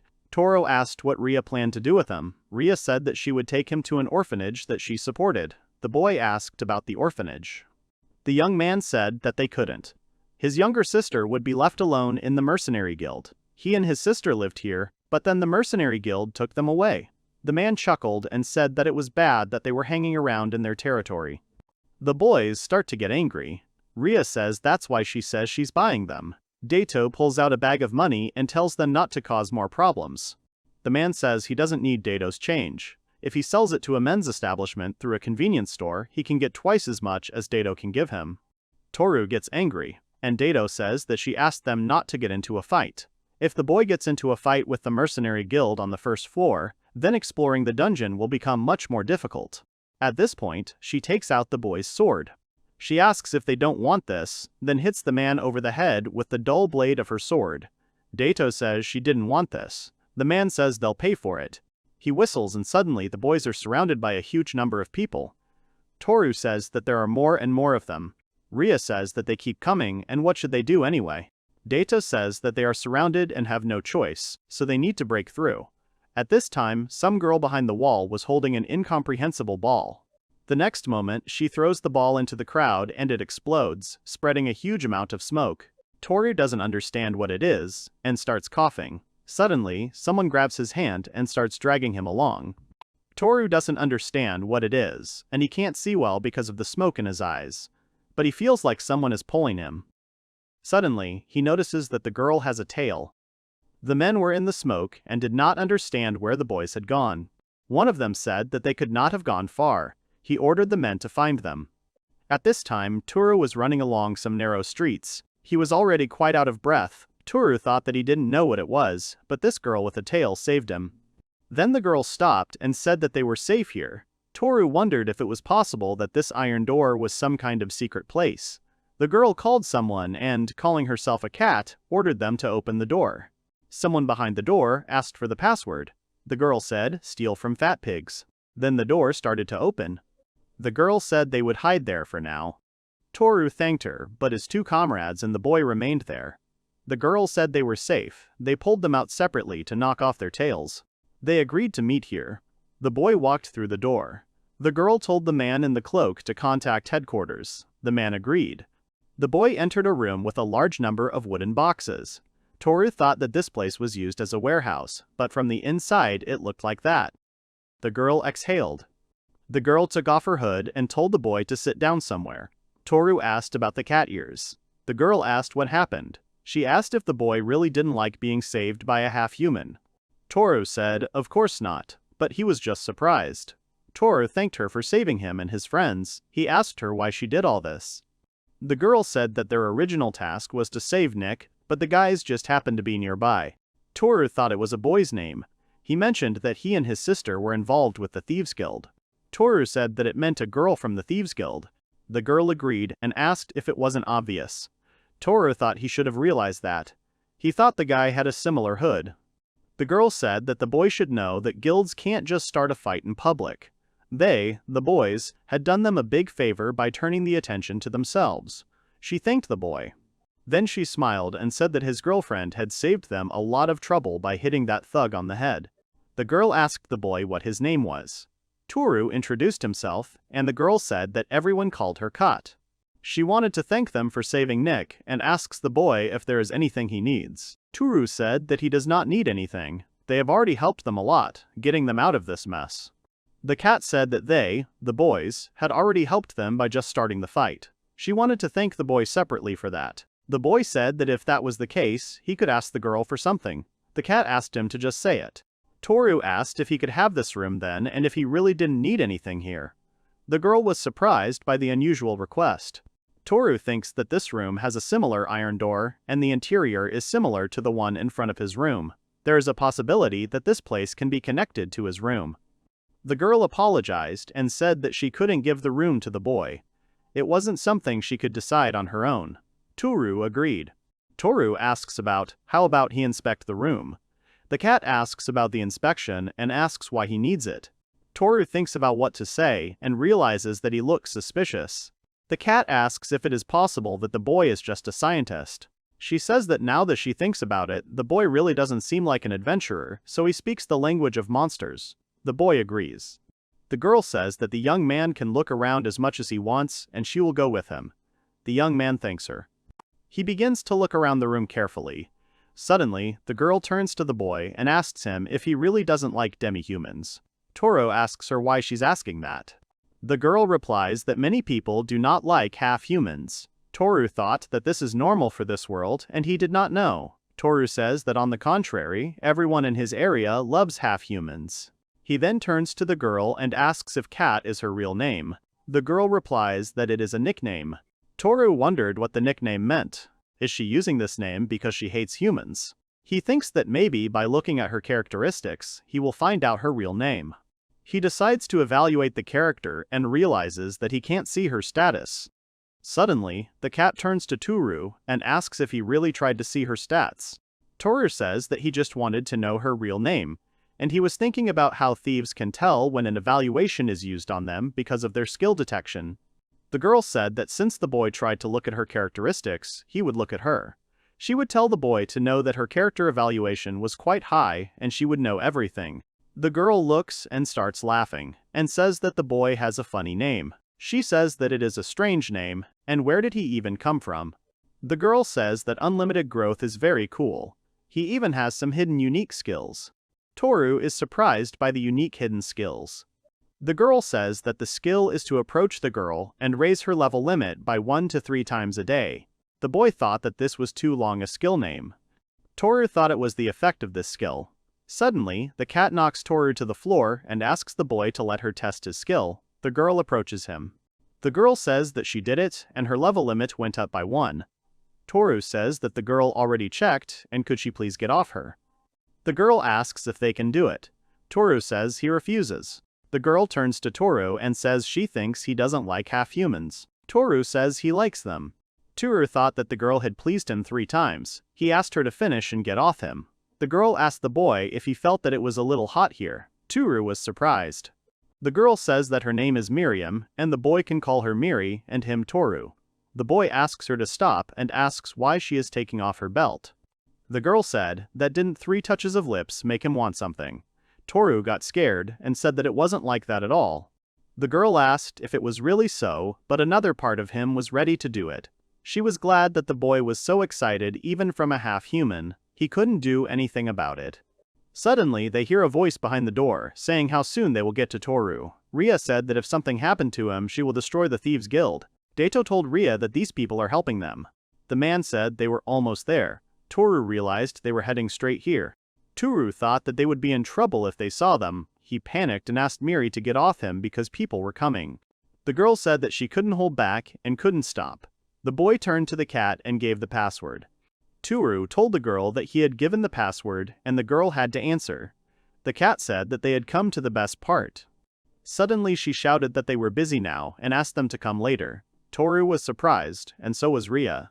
Ria asked what the girl was talking about, and asked her to let them see Tooru.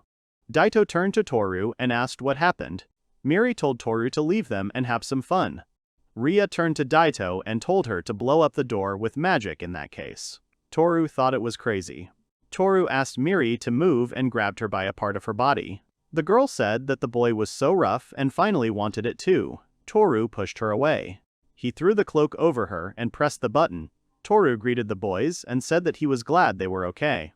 Daito said that the boy had also run away.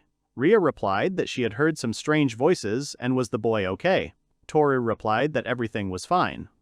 Daito said what about Miri? She said they were busy or something. Tooru said she was a little busy cleaning. He suggests they go inside and wait for a while. Later, Tooru said that he was wondering what happened to them, so he's glad they made it here. Ria agreed and said that they still had problems. It would be dangerous for them to be seen by the mercenary guild. Daito said that the guy from the Thieves Guild came out to look around for us and they would leave this place when everything was clear. Tooru agreed and said that the Thieves Guild was on their side. Maybe there were routes to the surface and the second floor that they could access from the Thieves Guild's territory. He asked if they knew. Ria gave a negative answer and Daito agreed with her. Tooru turned to Miri and asked her. The girls asked if Miri was okay. She looked like she had a cold or something. Tooru said that they should look for a way to get to the surface. Miri is surprised and asks if Tooru is really going to the surface. Tooru says that unlike the people here on the first floor, they don't need to live here. Miri says that if that's the problem, it might be beneficial for them to join the Thieves Guild. Miri said that if they joined the guild, they would also be protected by a non-aggression pact with the mercenary guild for a time. In addition, they would be able to use the infrastructure and routes of the Thieves Guild. Daito said that wasn't so bad. Ria asked what she was talking about. Becoming part of a Thieves Guild was unthinkable. She was sure that it was a guild of lovers who robbed for profit. She would take this boy and his younger sister with her to the surface and hand them over to the orphanage. Daito turned to Ria and told her that she should know that it was dangerous to bring the children with them. They had just escaped from the mercenary guild thanks to the thieves. They should leave the children with them. Ria said that they teach children to steal. In addition, they do not even receive a proper education. Miri said that children who have lost their children come to their guild themselves, just hearing about them. She also doesn't think that children should necessarily join them, but the guys are adults, and it's not up to them to decide. She saw Ria's look and said that she thought that since the mercenaries were after Nick, he would be safer on the surface. Ria said that it was decided then and they would go to the surface with Nick and his sister when everything settled down. After a while, Tooru said that as Miri had said, they would need a safe route to get to the surface with the children. He asked Miri if she could help them with that. Miri asked if they could just relax for a day. Tooru apologized and said they were in a hurry. Miri asked what about exploring this room. Tooru says that they will come back later, once they finish their business on the surface. Suddenly, a voice came from behind the door and addressed the girl. She said that it was open. The young man came up and told the cat that the people from the mercenary guild had left. Then she whispered something to him. Tooru thought she was telling the boy that they would be taking Nick's sister with them as well. She turns and says that it seems their boss wants to thank them for saving Nick. Tooru said that they had to go. Suddenly, Daito covered Toru's mouth and told him to shut up and not to say anything thoughtless. The young man wanted to refuse their boss's invitation. People like that usually take honor seriously. They'll get into trouble if they upset their boss. The Thieves Guild has 800 members, the boy knew. She asked if he really wanted to make them his enemies, especially after they went through so much to save them. He says that it's not in their best interest to see them at their worst. In fact, if they like them, moving around will be a lot easier. Tooru agrees and says that they'll meet him. Then they walk through the city. Miri tells Tooru that she doesn't look very good. Tooru agrees. The girl replies that their guild has more people than the merchants, but when they start trading, they don't do it very well.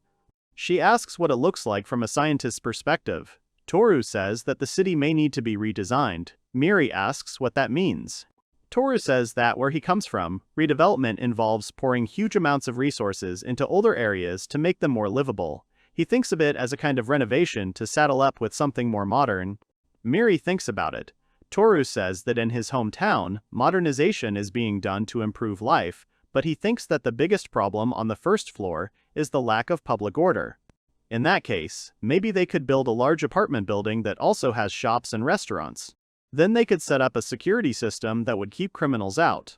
Ria said that sounded great, the kids would always feel safe. Daito added that if all went well, there would be more visitors from the surface. Miri asked Tooru to tell her more about this redevelopment. After some time, Tooru tells her everything. Miri says that they should cooperate with the people on the surface to develop the area. Daito says that she thinks that if they team up with a large group, they can defeat the Merchant Guild. Tooru agrees, and adds that he thinks they have a good chance of establishing cooperation if they offer them the right to trade on the first floor. Miri thanked Tooru and said that he now had hope for this place. Tooru said that he thought they would face a lot of difficulties when they started working on it. Miri said that they would do their best. Tooru thought that in addition to taking care of the children, Miri is also in charge of the guild. Is she really that important? Then Miri says that they have arrived. They arrived at the headquarters of the Thieves Guild. A girl with glasses greets the guests and thanks them for coming. She introduces herself as the secretary of the leader Noella. She also says that the leader would like to thank them, so he invites them inside. He then says that Kat and Nick will wait here. The girl asks them to go into the room. There was a bed with a girl on it. It was their leader, Dorothea II. Tooru realizes that the leader is indeed a girl. He greets her and says it's nice to meet her. Daito says that she's glad to meet her. The girl remained silent. Noella says that it is her role to convey the guest's words. She apologizes for such inconvenience. Tooru thought that he thought it was to keep the leader's true identity from being revealed. It must be hard being the leader of a guild. They whisper and Noella says that on behalf of the head of the Thieves Guild for saving Nick, she expresses her sincere gratitude to them. As a result, they became enemies of the Mercenary Guild. Noella said that she wants them to join the guild as guests. She asks about their decisions. Ria said that they refused this offer. Daito asked the girl to be more respectful. Ria said that, moreover, they were going to take Nick and his sister along with them. Noella said that it was her own opinion, but they should know that they are not forcing these children to join their guild. If they ask them personally, they will hear the same thing. Ria says she understands this, but these children have a right to live in safer conditions. Noella turns to Tooru. She asks if he can promise to provide Nick and his sister, Marie, with a peaceful and safe place to grow up. Ria said that they promise. At least that place will be much better than this one. Tooru asks to give him time to negotiate. Noella agrees. Tooru approaches Ria and says that he thinks the orphanage she supports will treat the children well. The girl agrees. Ria asks Daito and says that maybe it's too much, but can she count on her support? Daito says that she has no choice. Tooru asks Shizuku and she starts twitching. They smile. Tooru turns and promises them. Noella smiles and nods. She says that the leader said that she would entrust the children to their group, but on one condition. The children would be accompanied by one of their guild members until they arrived at a safe place. Noella asks them not to worry and tells them among other reasons. The presence of a member of their party will reduce the chance of other guilds causing them trouble. This will make their journey easier on many paths. Tooru says that in that case they will inform them of the successful escort of Nick and Marie. Noella says that the leader is very grateful to them for that. They will be warmly welcomed next time. After a while, Noella says that she will call a guild member to accompany Nick and Marie. Tooru then says that it was tense. Daito agreed. Tooru thought that Miri had left and he wanted to see her one more time before they left. Then Nick and Marie showed up. Ria told them that they could rely on her. Miri comes up to them and says that she will go with them as their escort. Miri asks the boy what he is unhappy about. Tooru says that everything is fine. Miri says that living underground has become rather boring, so she wants to go to the surface for a change. Tooru is happy. Miri says that the leader said that she can show them a special exit from the Thieves Guild to the surface. It's the shortest way from here. Daito says that's really wonderful. Miri asks what the young man thinks of their leader. Tooru replies that she is a beautiful person. Even if only her silhouette was visible, it was obvious that she was very beautiful. Miri agrees. Tooru says that her form is also simply enormous. Miri pinches him. After a while, Tooru says that they finally came to the ascent to the surface and he is a little excited. Miri asked if the boy doesn't go outside often. Tooru said that he doesn't actually go outside for some reason. They climb the stairs and find a light and it seems like it's not far away. They reach the surface. Tooru thought that this is what the other world looks like. He sees a city. Rhea says that the city is Heraklion. Since it is near the Yomi Labyrinth, it is also called Yomi City. The Adventurers Guild is also there. Rhea asks the boy how he likes their world. Unlike Tooru's room, they don't have electricity or computers. Daito asks Rhea not to say that, because they also have shops and many comforts in the city. Tooru asks Shizuku what she thinks. Shizuku says that the air here is so clean and the sun is so bright and the villa is just incredibly beautiful and this world is the best. The girls smiled and decided to show Tooru around and drag him to all the places in the city.